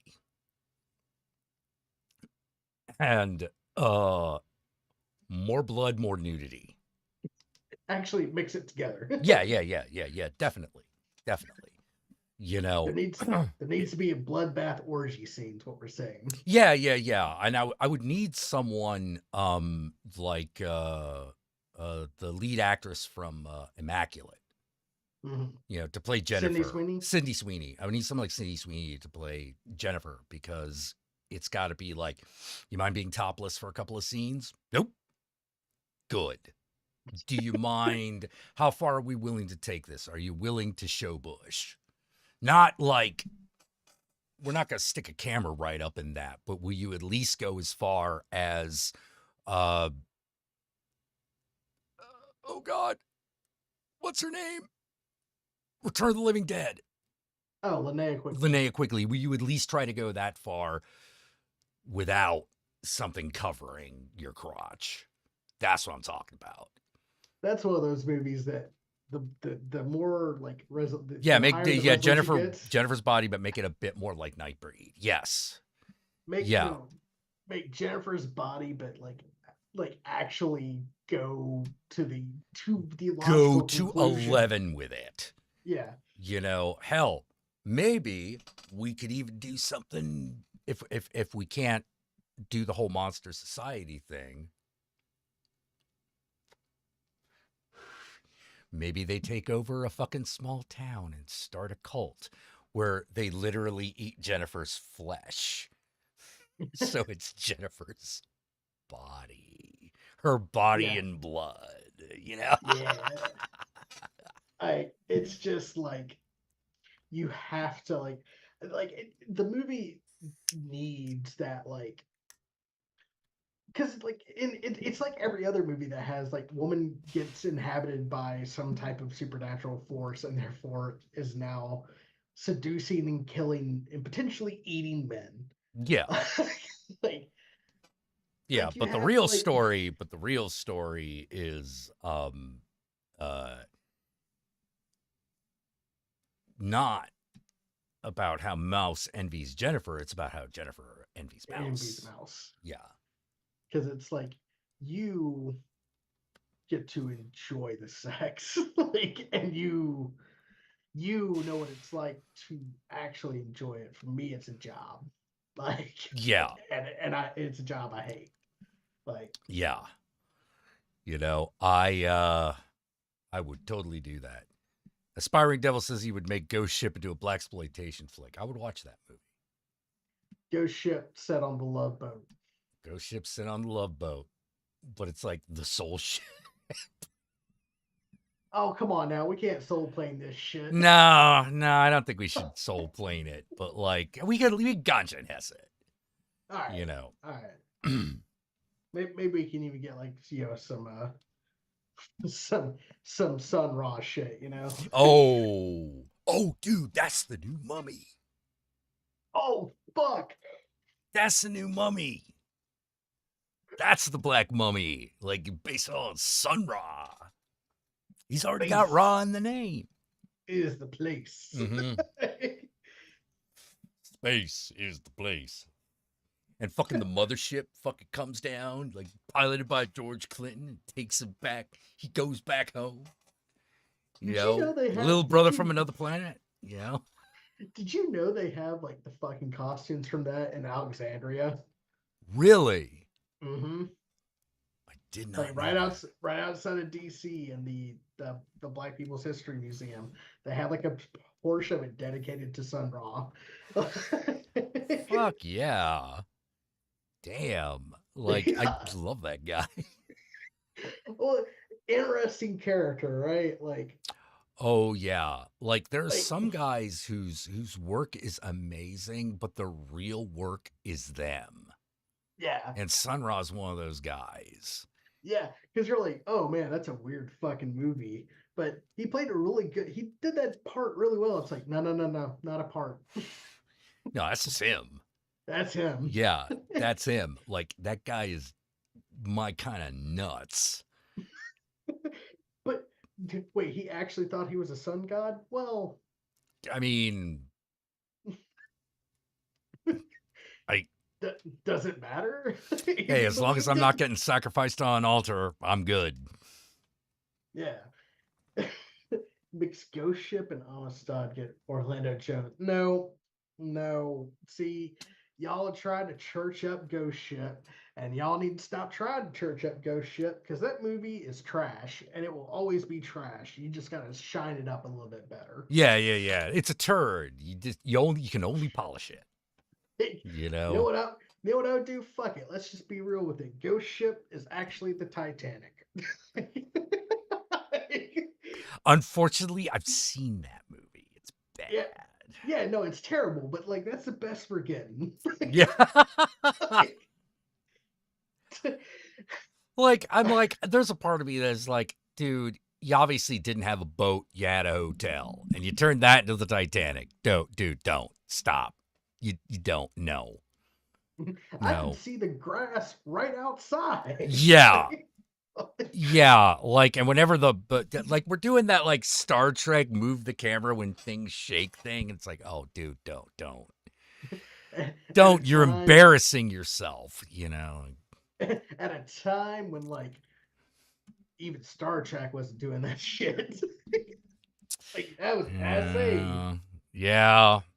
Oh, speaking of Titanic, another 8 billionaire wants to go down there. Let him. Cool. I support it fully. Yeah. Yeah. Matter of Punch fact, a hole in that boat. Yeah. Matter of fact, I think they should take a whole crew of billionaires with them just to prove Just how to safe make, it is. yeah, just to prove how safe it is, you know. Just shove as many of them as you can inside that fucking tomato can, and then just fling it off the boat. And Like you're gonna go through all that trouble so you can watch the Titanic on a television set? What? Fucking hell, man. Also, let's just kind of examine what they're really doing. They're going to the bottom of the sea to look at a mass grave. Yeah. Yeah, if it wasn't the Titanic, they wouldn't give a shit. If it was anything else, they wouldn't give a shit. They wouldn't be doing it. It's all just so they can fucking say, hey, I did this. Yeah, that's nice. Fuck you. I don't give a shit. I don't care when Instagram models fucking climb Mount Everest, okay? I just don't give a shit. I'm like, what stories are you going to tell me? You went up there and you took a few pictures. Fuck you. I give a shit. Right. You know, you ain't gonna Brian Blessed fucking punch a bear in the face after a fucking Russian sub breaches in front of you and goes like, hey, you're that guy from Flash Gordon. I am. I am. Say it. Say it. Gordon is alive. You know. I mean, have you seen new pictures from Mount Everest? From the peak. Oh my God, it's so upsetting. Yeah. It's just trash. It looks like Coachella the day after. Oh man, speaking of Coachella and stupid shit. Oh my God. Okay, so last week, a few weeks ago, I decided I was going to go to a punk show, but I got the date wrong. Oh. So I'm now 45 minutes out of the city with nothing to do. And I was like, well, it's a Thursday. But you know what? I've always wanted to see what became of the 1015 Club, you know, because that was always a place that was super fucking packed, you know, and crazy shit would go down. And I'm like, probably not as crazy as it once was. Otherwise, it'd be in the news.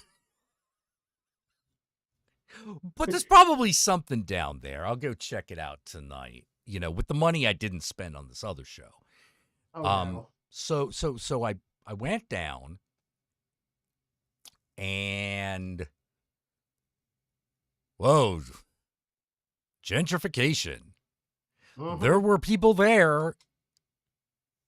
There were only 5 people actually dancing. Everyone's just vibing.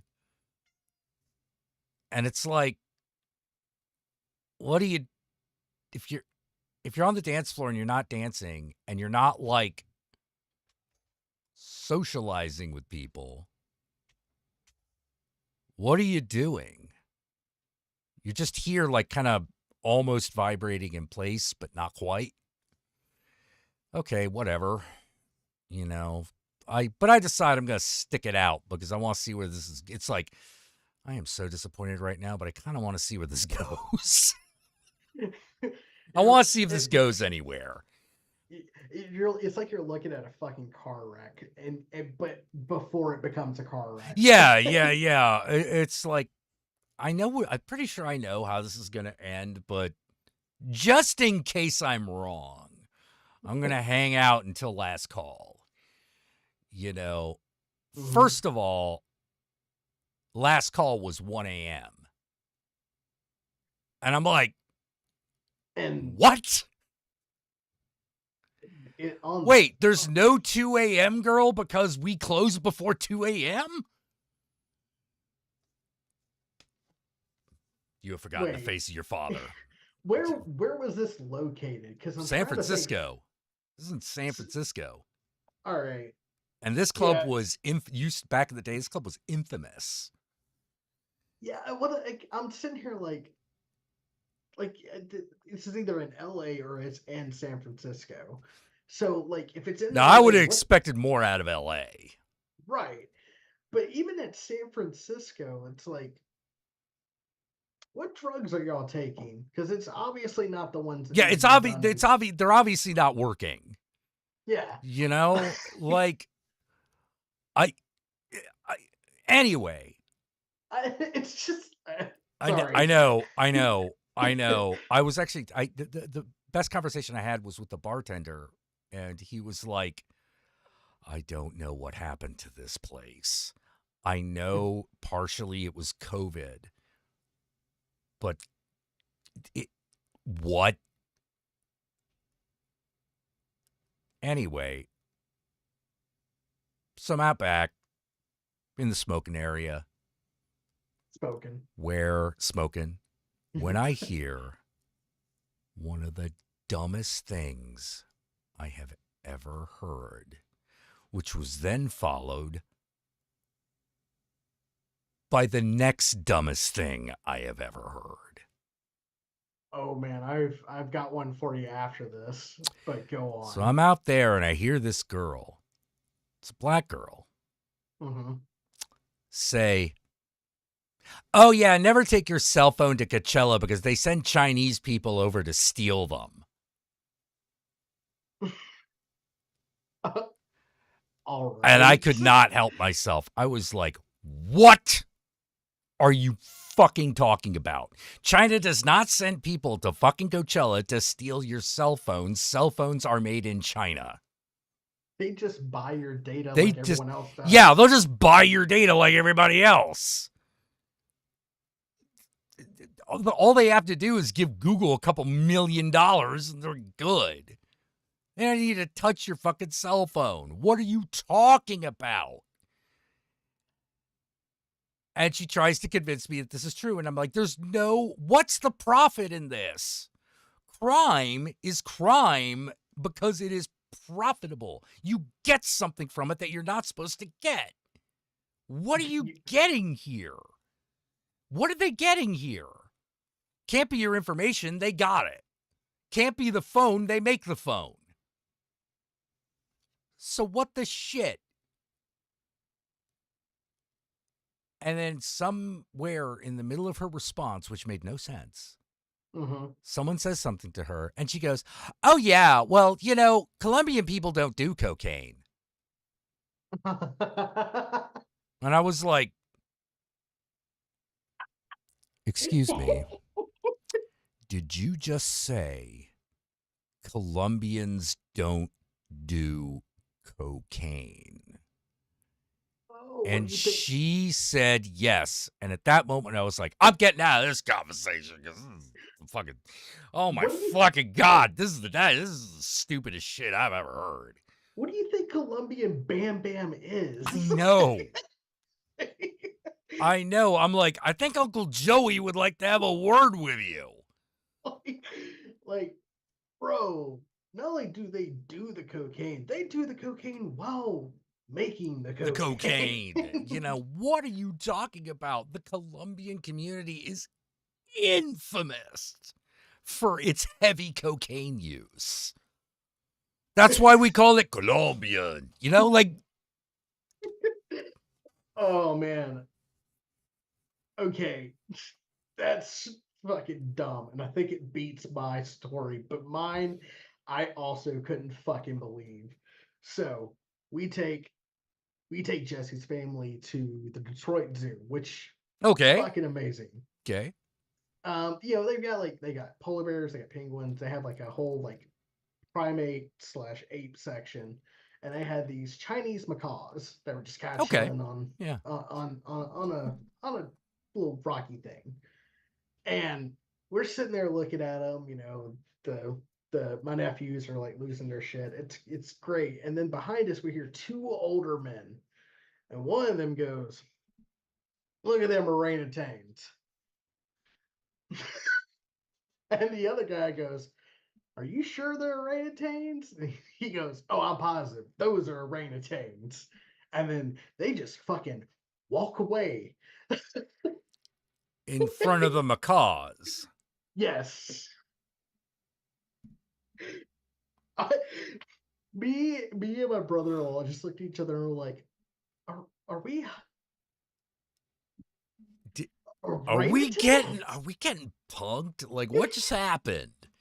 I was like, that had to be the confidence of mediocre white man. Like, it could have been no one Like, else. I don't understand what world orangutans are not at least apes. They're not even the same fucking species. Like, macaws are Yeah, monkeys. Orangutans are apes. everyone knows that the orangutan is the big orange with the long arms. Like, ain't you ever seen Any Which Way But Loose? I thought you was a Clint Eastwood man. Right turn, Clyde. You know, like, that's orangutan. BJ and the Bear was a chimp. It was. That was a chimp. Different. Yeah. Now, I don't know why a chimpanzee was named Bear.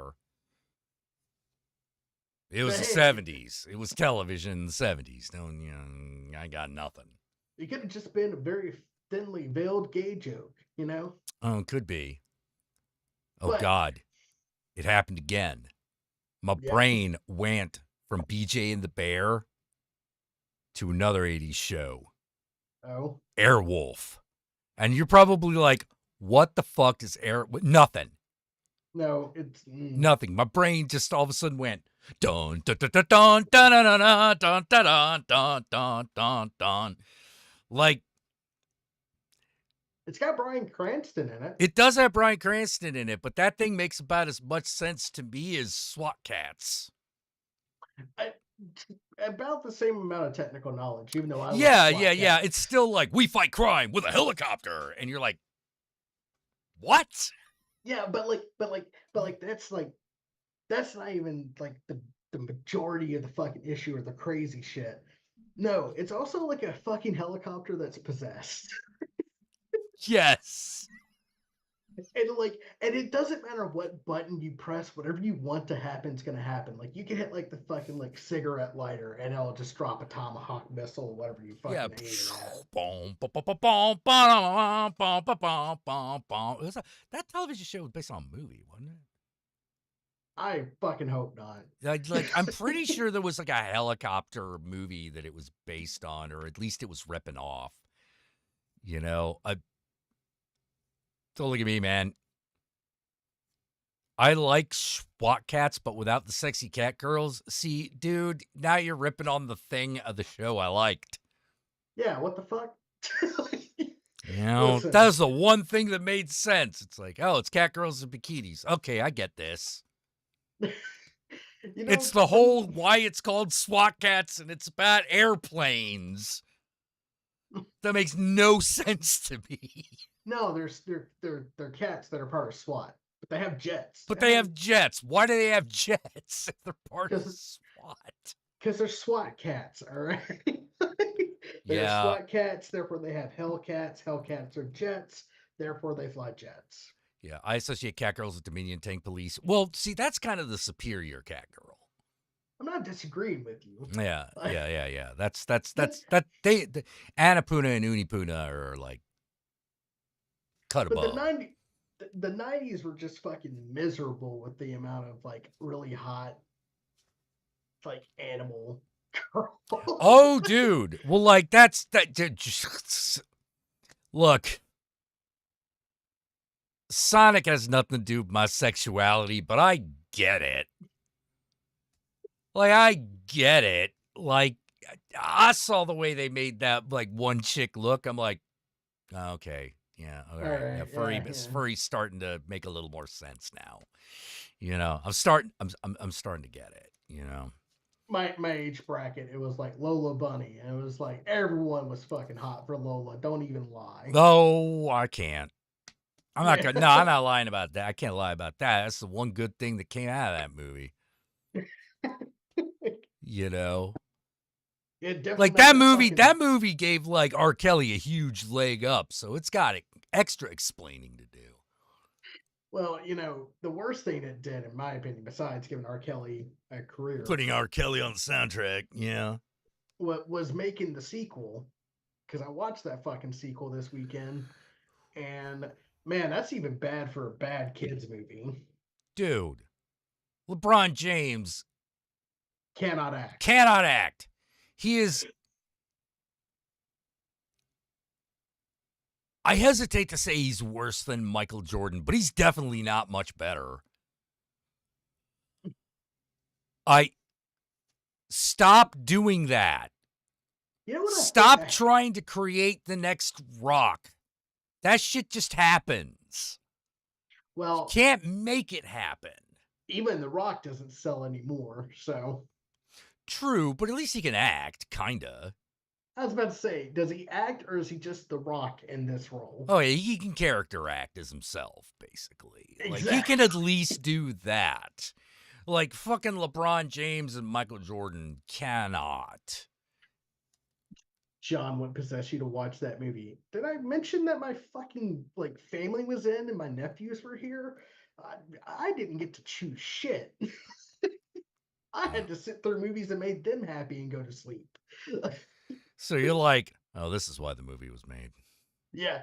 Oh, I'm literally watching it and I'm like, this movie has no substance. It's literally just Warner Brothers trying to show off all the shit they own.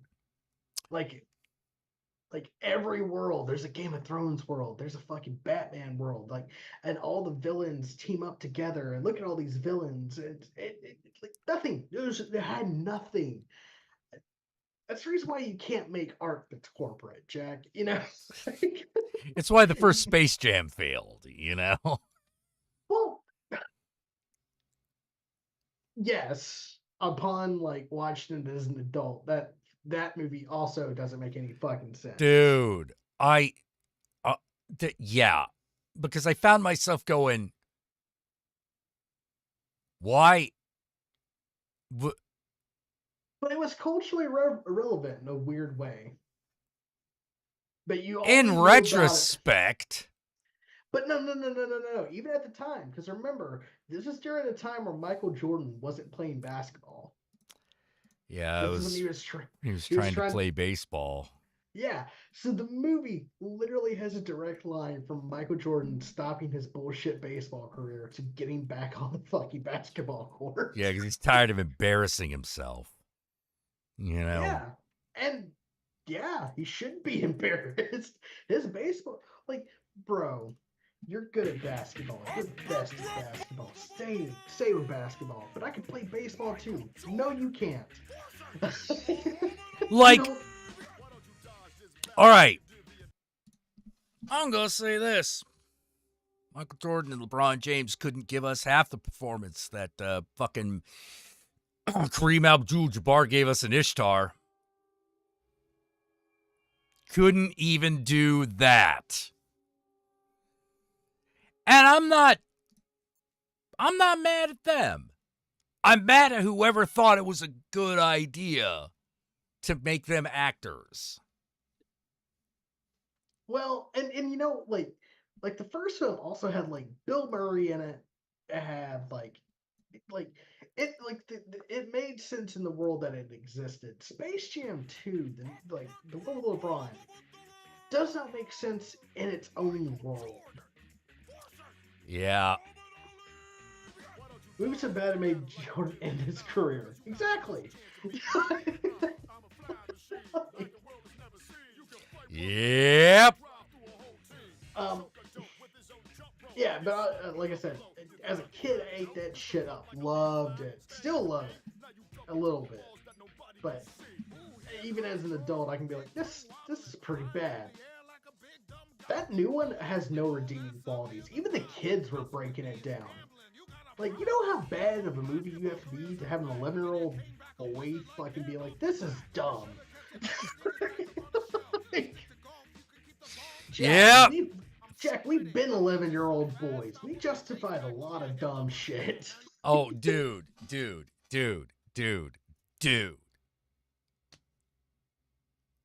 I watched Supergirl.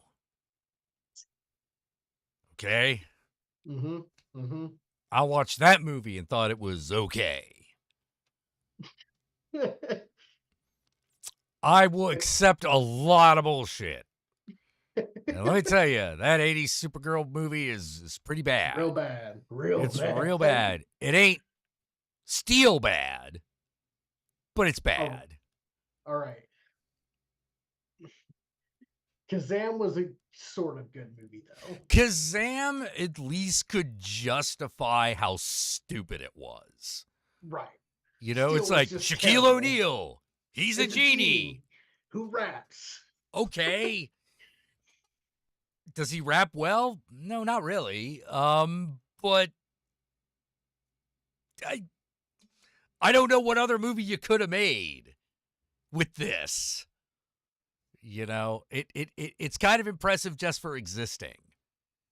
Steel, on the other hand. Steel, on the other hand, is one of those movies where I'm like, oh my God, why? What? Why are we here? Why? Just to Yeah, suffer? why are we here? Fucking, didn't we already fuck up Spawn? Why do we have to do this? Hey, whoa. Whoa. Whoa. What? You're not talking about the John Leguizamo Spawn. Yeah, I am. That movie's bad. I mean, John Leguizamo is great, but All right. Hey, you know what? I'll accept that. yeah. John Leguizamo is great, but like, he's not in much of the movie. He's so good as Best fun, part. Well, though. yeah, he's the best part in the worst movie. You know, like. But like, I'm watching it, and I'm fucking a dude, Jaleel White. I'm like, yeah. dude, I know you can do better than this. What Not for happened? This budget. Yeah, not with this movie. Not on this picture. You know, like, damn, Spawn wasn't as bad as Steel. Oh, I'll give you that. Oh, yeah, because there was actual character development in Spawn. In Steel, it was basically like one 90-minute Shaquille O'Neal can't make free throws joke. Yeah, Remember that being like an integral part of the fucking plot? not until you reminded me. Yeah. It's like, You know? it's like, how did Steel save the day? He made a free throw. Yeah, Faust would have been better if it had Spawn's budget. Faust is better, even without Spawn's budget. That's at least like, look, I'm not saying Faust, Love of the Damned is a good movie. It's not. But I could at least look at that movie. I could tell you what is happening. Or at least what is they're trying to show you is happening. And go, yeah, this you didn't stray too far from the comic, I'll tell you that. Like, I don't know how else to say it. Like, the thing about the Faust comic is it was blood and tits all day, every day. It's one of the things that made it awesome. Yeah. In a movie, turns out you need something else. You need some more shit going on. But there was a plot. There was a hero arc. Shit did happen, and I didn't feel like they were untrue to the source material. It's like if they ever made a Lady Death or Evil Ernie movie. It's Yeah, like, exactly. You're like, well, I don't know how good this was going to be, right? It's like, let's make an Evil Ernie movie. All right, great. What's your plans? We're going to do a dark, deep character dive. Stop. Yeah, you've already fucked up. Evil Ernie is a teenage psychopath that wants to kill the entire world because he is in love with death. Yes, because she's hot and has huge tits. I mean, I'm not blaming Ernie. Well, yeah, I mean, no, you really can't. You know, like, it's like, well, I mean, hey, we all got a dream, man. You know, like, do not church this up. just make it dumb. I feel like that was the problem with the Lady Death cartoon. Yeah, it was. You know, problem with it. You know, because it was like, no, don't try to make this like deeper than it really is. Like, this is supposed to be the equivalent of the last segment of heavy metal. Mm-hmm. You know, just do that. Lady Death came out of heavy metal, didn't she? Or like No, she didn't actually. But you know what did? Cemetery Man. yeah. Cemetery Man came out of Heavy Metal Magazine. Love that movie. Yeah. It's a great movie. You know, but a lot of people are like, wait, this was published in heavy metal? Yeah, absolutely it was. You know. Like, if people are surprised by that, that shows they've never actually read heavy metal. I know, right? Because like they always had like at least 2 sections that were like European comic artists. Mm-hmm. Lady Death anime just made my eyes water. And not in a good way. Like, yeah. It was bad. It was like, I now to be. No, I won't be fucking charitable. Like, I don't know what you could have done. The problem is I don't know what you could do with Lady Death. Like, she barely like works in a comic. It's the reason why, like, if you do it, you have to do the evil Ernie story. Yeah, you just have to do crazy shit. You have to just be crazy, and like Lady Death occasionally shows up, you know, with her ridiculous knockers and you know, walks towards the camera, you know. Yeah, because like that's the comic. Yeah. like no, give the animation a bigger budget when I fucking fix that. No. The problem is writing. The problem is what story do you tell with this? And I'm saying you could just, and I found myself going like, well, you could just be true to the comic and just kind of Urotsuki Doji it. Yeah. You know, like, it's just sort of like, okay, demons come out from hell and are raping everybody in graphic scenes, and Lady Death comes and kills them, and that's it. That's all. That's what you got. You know, that's what it's about. And I've been like, okay, yeah, that's fair. Yeah, that's fair. You know, that'll work. That'll do. I don't think it would have sold for shit, but hey, neither did this. Well, no, yeah, but I mean, like, it didn't anyway. So at least, like, it might eventually reach that status where everyone's, oh shit, do you remember this? Yeah, remember that one? You know, that would be a formative geek moment. Well, it's yeah, like Devilman Crybaby, that shit. Yeah. Although, to be fair, Devilman has always had more of a plot going on. It had a plot that's already like a step ahead. Lady Death was like 80s, 90s comics. Well, she's 90s comic. You know what I mean, though. Yeah. But like, she had like, there are some characters that they keep trying to revive who are popular, but no one ever does anything good with them. Lady Death, Vampirella. I don't know, because with Vampirella, when you come right down to it, it's basically Barbarella with vampires. Yeah. You know, like, that's kind of it. Yeah. You know, that's kind of the whole thing. Barbarella, another heavy metal thing.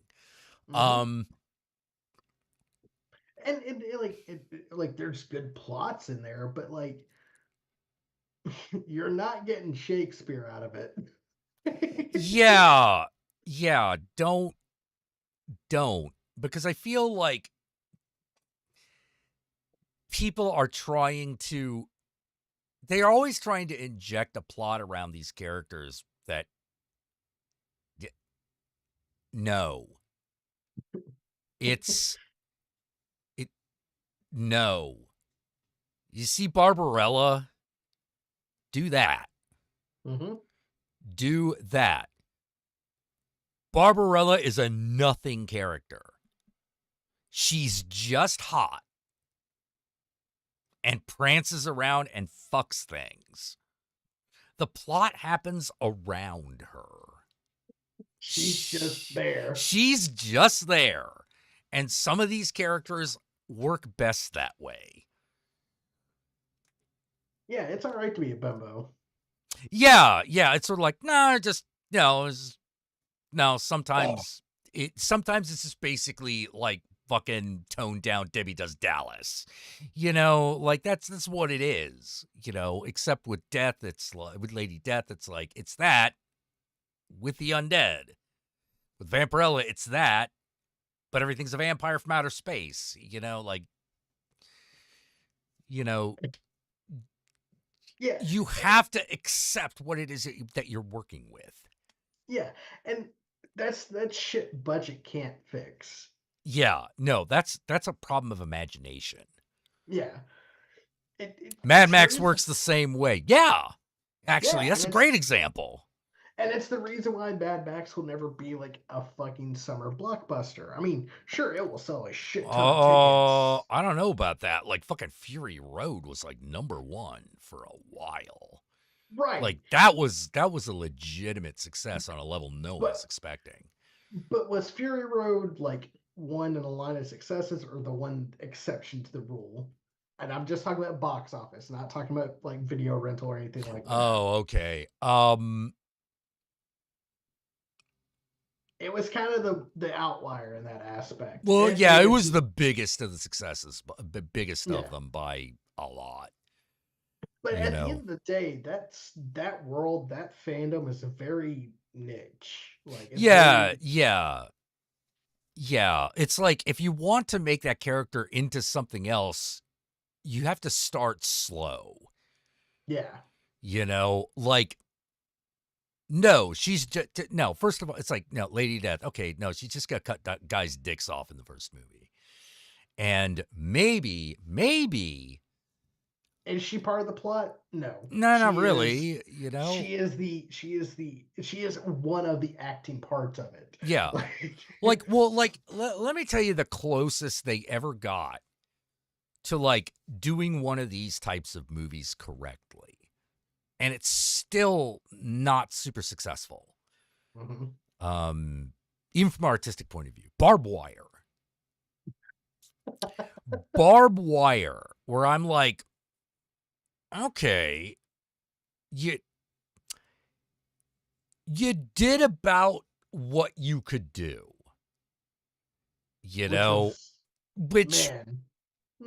Which was which is basically a chick from Baywatch in tight leather. That's about what you could do.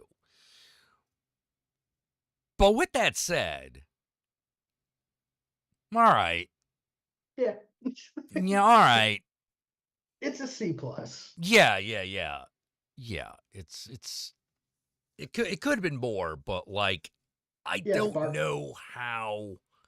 Wait, you do not have faith in the Edgar Wright Barbarella movie? Dude, I have to see it. I have to see it. If it's like, isn't it like Sydney Sweeney and Edgar Wright are going to make that movie kind of thing? I think. I mean, if I was going to cast Barbarella, I would definitely. No, well, here's what, not Tank Girl. No, because Tank Girl's actually a real movie.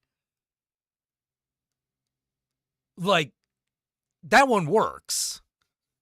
Barbarella doesn't really. What about Vampire Night Requiem? You can make an animated movie about it. Vampire Night Requiem? I don't know if I've seen that. I have no clue. That already sounds like an animated thing. So it does. It sounds like anime. Yeah. Night. No.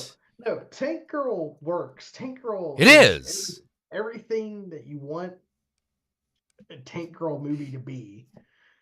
It was one of those things where it was like it wasn't at all like the comic, but I don't know how I was a little disappointed in that because that wouldn't have been hard. But it's still a good movie. Yeah, it's gonna be really hard to sell people on like kangaroos hooking up with humans. But it happened. It happened in the movie. I know, but like I was just happy to see Lori Petty fucking chewing on scenery. Okay? Oh yeah. That kick started an obsession that has like gone on for a very long time. She showed up in a fucking random like sci-fi series I was watching. And I was like, holy Lori Petty? shit. Yeah, I can't remember what the hell it was called, but it was on Max or some shit like that. My roommates were watching it, and I walked in. I was like, "Is that fucking Lori Petty?" And then I sat down and watched the entire thing. It's pretty good. Can't remember what the fuck it is though. Gotcha. Yeah, that does sound like something White Wolf published in the '90s. Vampire Night Requiem. Yeah, it turns out it is an anime. Oh, good. Let's see. What was yeah, Rich. Actually, I gotta say though, I think my favorite part of the Tank Girl movie probably was the communist kangaroos. Ooh, tea and crumpets. All for tea and crumpets say I. Yeah. I think my favorite part Butterfly, butterfly, swimming in the mud. High octane. I think Fucking my, doing this Gil Scott hair, and I was like, God damn it, this is great. I think my favorite scene is the birds do it and bees do Birds it. do it, bees do it, Bees do it. even educated fleas do it. Do it. Let's do it. Let's fall in love. Everybody. Buddy. Warriors of Future had Kung Fu Kangaroos. It did. Mm-hmm. Yeah, Tank Girl had the Ice-T Cyborg Kangaroo. That's right. Not to get confused, the Ice-T Cyber Dolphin. That's Johnny Mnemonic. That's Johnny Mnemonic. Yeah. That's the one where Ice-T is taking care of a cybernetic dolphin. And Keanu Reeves is there, and he's also doing the cybernetic thing. And he's not the Matrix. He's also in the movie. Yeah. Yeah. They're people in the movie. It's Henry Rollins is also in the movie as a street dog. And Dolph Lundgren as like a fucking as like a fucking street samurai preacher. The fuck? Oh, and it also has Udo Kier and his transsexual bodyguards. Because it's Udo Kier. It's Udo Kier. Like I just saw that and I was like, this is somehow perfection. This bit right here. The fact that it's Udo Kier, the fact that he has transsexual bodyguards, something about this just all makes sense. Because Udo Kier is like the German. Oh yeah. Yeah. The German who's into some weird shit, which is the German, Which is Till Lundman. Yeah, like in an alternate universe, fucking he absolutely would have been the Doctor from Human Centipede. Cat Hermit, wait for real? Oh, honey, if you haven't seen Johnny Mnemonic. Oh man, it is required. Is it a good movie? Don't think so, but that's not the point of the exercise. It is a movie that it's like watching Hackers. You don't watch Hackers because it's good. Yeah, you watch it because crazy shit happens. Actually, comparing it to Hackers is actually a little apt. Not only is it a hacking plot, it's not a hacking plot. It's a hacking plot that's really obviously written by people who know nothing about computers. Just like Johnny Mnemonic is like a cyberpunk movie that was written by obviously written and directed by people that they kind of got it. They didn't entirely not get it, but there's some dumb shit that happens in the movie. It's got Cool World vibes if you've ever seen that movie. Yes, where you're just sort of like, this is almost good. I kind of like it, But at the same time, it's so fucking bad. Oh, yeah. Yeah. This is one of those like it's a good bad flick, and it's not even that bad. I mean, I've seen way worse, Well, of course. Like fucking oh fuck, what's the Soul Killer exists. Like there are worse movies Soul out there. Killer. No, what's the one that has not Emilio Estevez, but the Soul Taker? I think it's Soul Taker. Yeah, it's got Joe Estevez in it. It's not necessarily cyberpunk, but it's bad. Hold on, I don't know if I remember a Joe Estevez movie I don't recognize. This has to be corrected. Estevez Soul Taker. Come on. Oh. Oh. The one he was with Robert Zadar. Mm-hmm. Okay. All right. All's right with the world. I have seen this movie. I was All right. about to say I had just forgotten about it. You watched MST3K. Of course you've watched this movie. Was that where I see it? Was It's that the where I first first place saw of- it? It's I think it might have been. It might have been. Yeah. I know Werewolf. That's where I first saw Werewolf. I mean, MST3K was like where I saw most Godzilla flicks. when I Giant was a mnemonic kid. stands at the center of a Venn diagram between hackers and lawnmower man.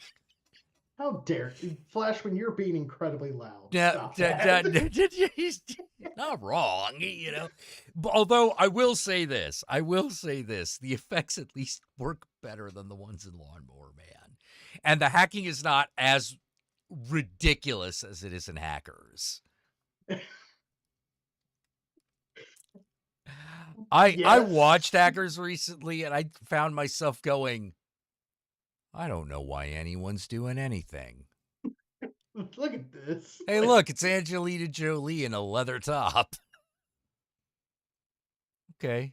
Hey, Matthew Lillard. it's Matthew Lillard with weird dreadlocks. I can relate to that,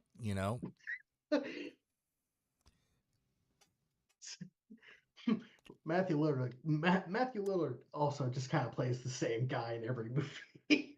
Oh, yeah. Yeah, particularly back then. Oh yeah. Particularly back then. Hack the planet! I mean, like, I will say this about Matthew Lillard. He committed. Yeah. Like, I'll never have it be said that Matthew Lillard don't commit.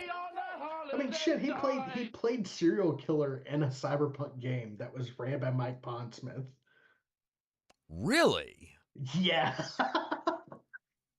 You can look it up. Really? I didn't know that.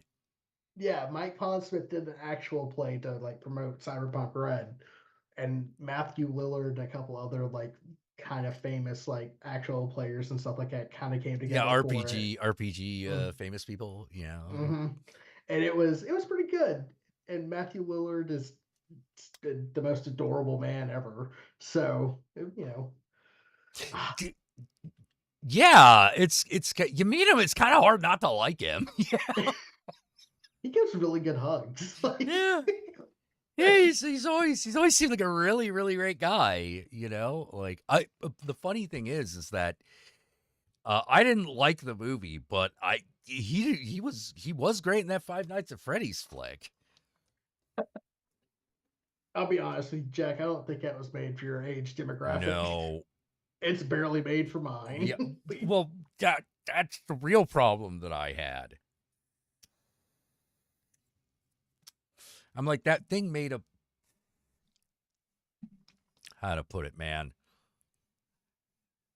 That movie to me was proof that Five Nights at Freddy's is just a bunch of stuff thrown together. Yep, it's a stuff hole. Yeah. Like, it's just you just keep throwing stuff into Oh, but it. the lore, there's no lore. It's just a bunch of shit he threw together. Yeah, I'm kind of tired of lore being this like considered this thing where you just have a lot of things that vaguely connect. You have like a lot of statements and facts, but you don't have any real connection between them. Yeah, but it's not really the story, Yeah. I mean, lore is a cool thing to have, but there's a reason they didn't put it in the movie. Yeah. You know,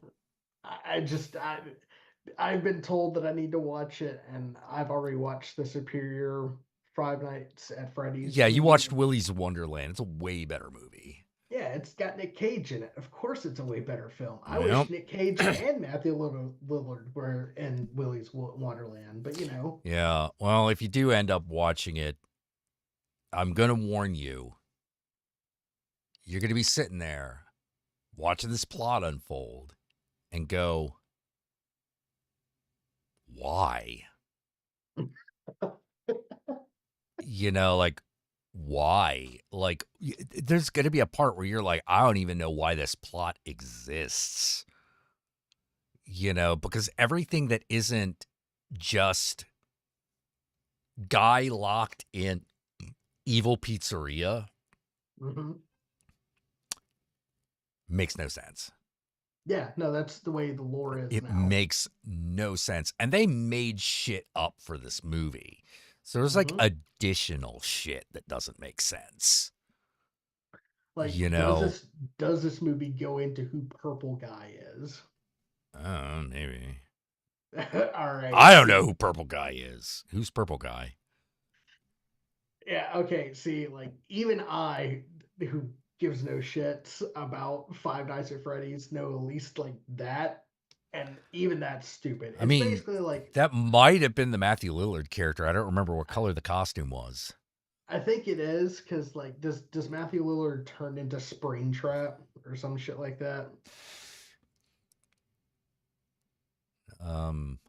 The weird bunny character that's more like metal-y than the other one. I don't know. Yes. I've seen the movie. Oh, Matthew Lillard is Purple Guy? Okay. Yeah. So it's literally just it's, I don't know. I have no fucking desire to fucking see it. Well, it's not it's not the best. And in fact, like the lead actor is like kind of I'm going to hate this movie, and aren't I? He's in it. I get that.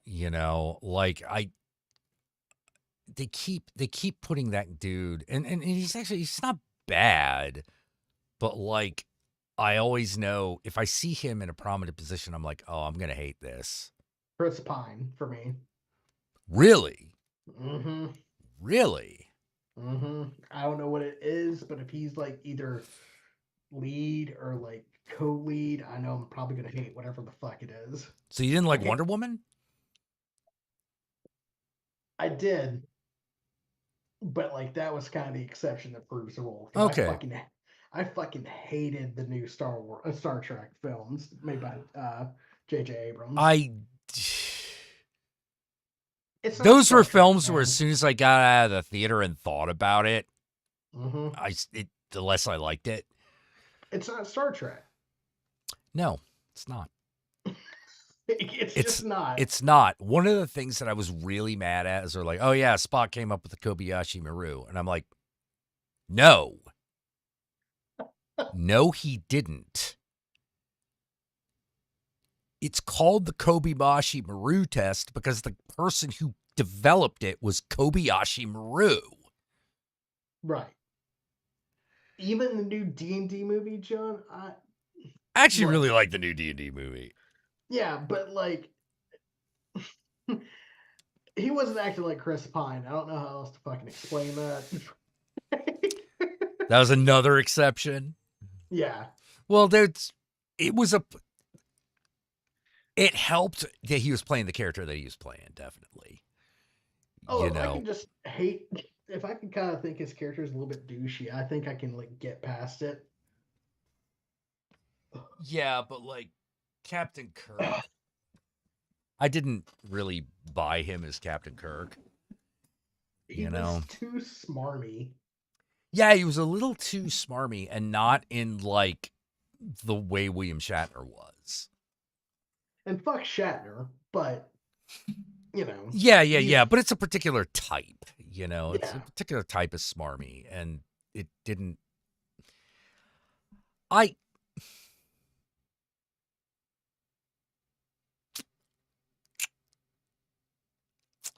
Yeah, I would have appreciated it if it was more like Star Trek.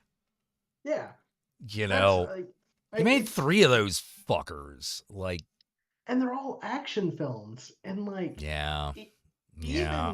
even Star Trek back in the day, its most actiony film was still kind of like a fucking space opera. Well, Like yeah, I shit, mean, like, Wrath of Khan, which is considered the best of the Trek movies for a good reason, like, is, that's an opera. yeah, yeah, yeah, it is. It is. It's not like an action film. There are some action scenes, but that's not really the same thing. It's not constant. No, over here. No, no. It unfolded like a big budget episode of Star Trek. And I think that's why people like it so much. I honestly think Search for Spock is underrated. I do too, but like I also am a Nemesis defender, so like, don't trust my opinion. Don't trust your opinion on Star Trek. Okay, yeah, like Well, I with wish the Next movie, Generation had like another decent movie. Like First Contact was okay, but like that's the high point. oh, it most definitely That's the is. high point of the movies, and I'm like, no, I feel like you should have. Meh. I understand why we didn't do a Deep Space Nine movie. That story was told in the show from start to finish. Well, what would a fucking DS9 movie be? Yeah, Oh, and the other thing, I'll say this though, they should have put Cisco in more of those fucking next gen movies. Tell you what. yes. Tell you fucking what. Get James Avery in there. Hell yeah. But you can't do a DS9 movie because like DS9 is the truck stop of Star Trek. Everyone goes there, everyone comes in. It's the area where like all culture meets up in that sector. Yeah. You can't tell that story in a movie. There's nothing moving. Yeah. Like there have been movies told like that, but they're things like Outland. Yeah. It's it's just like DS9 is like for me it's like my favorite Trek just because you don't have to watch like any extra fucking movies to understand it. Yeah. I mean, I understand why they didn't make Voyager movies. Well, that would require people to watch Voyager. Well, like that was it had so much potential though. You're just sort of like, yeah, we're just gonna go back to the original. We're gonna go back to the original idea. We're traveling through fucking space, running into weird shit, and yet somehow it's the most boring. You notice how like whenever you're like, I'm gonna rewatch Voyager, you kind of like skip 6 to 7 episodes, and it's okay. Yeah, because it doesn't matter. Yeah. You're like, oh, hey, it's Neelix again. Okay. Oh, yay. Yay, I guess. Like, More time travel stuff. Yay. yay. Dinosaur planet. Are you fucking shitting me? I don't know why. That episode made me very angry.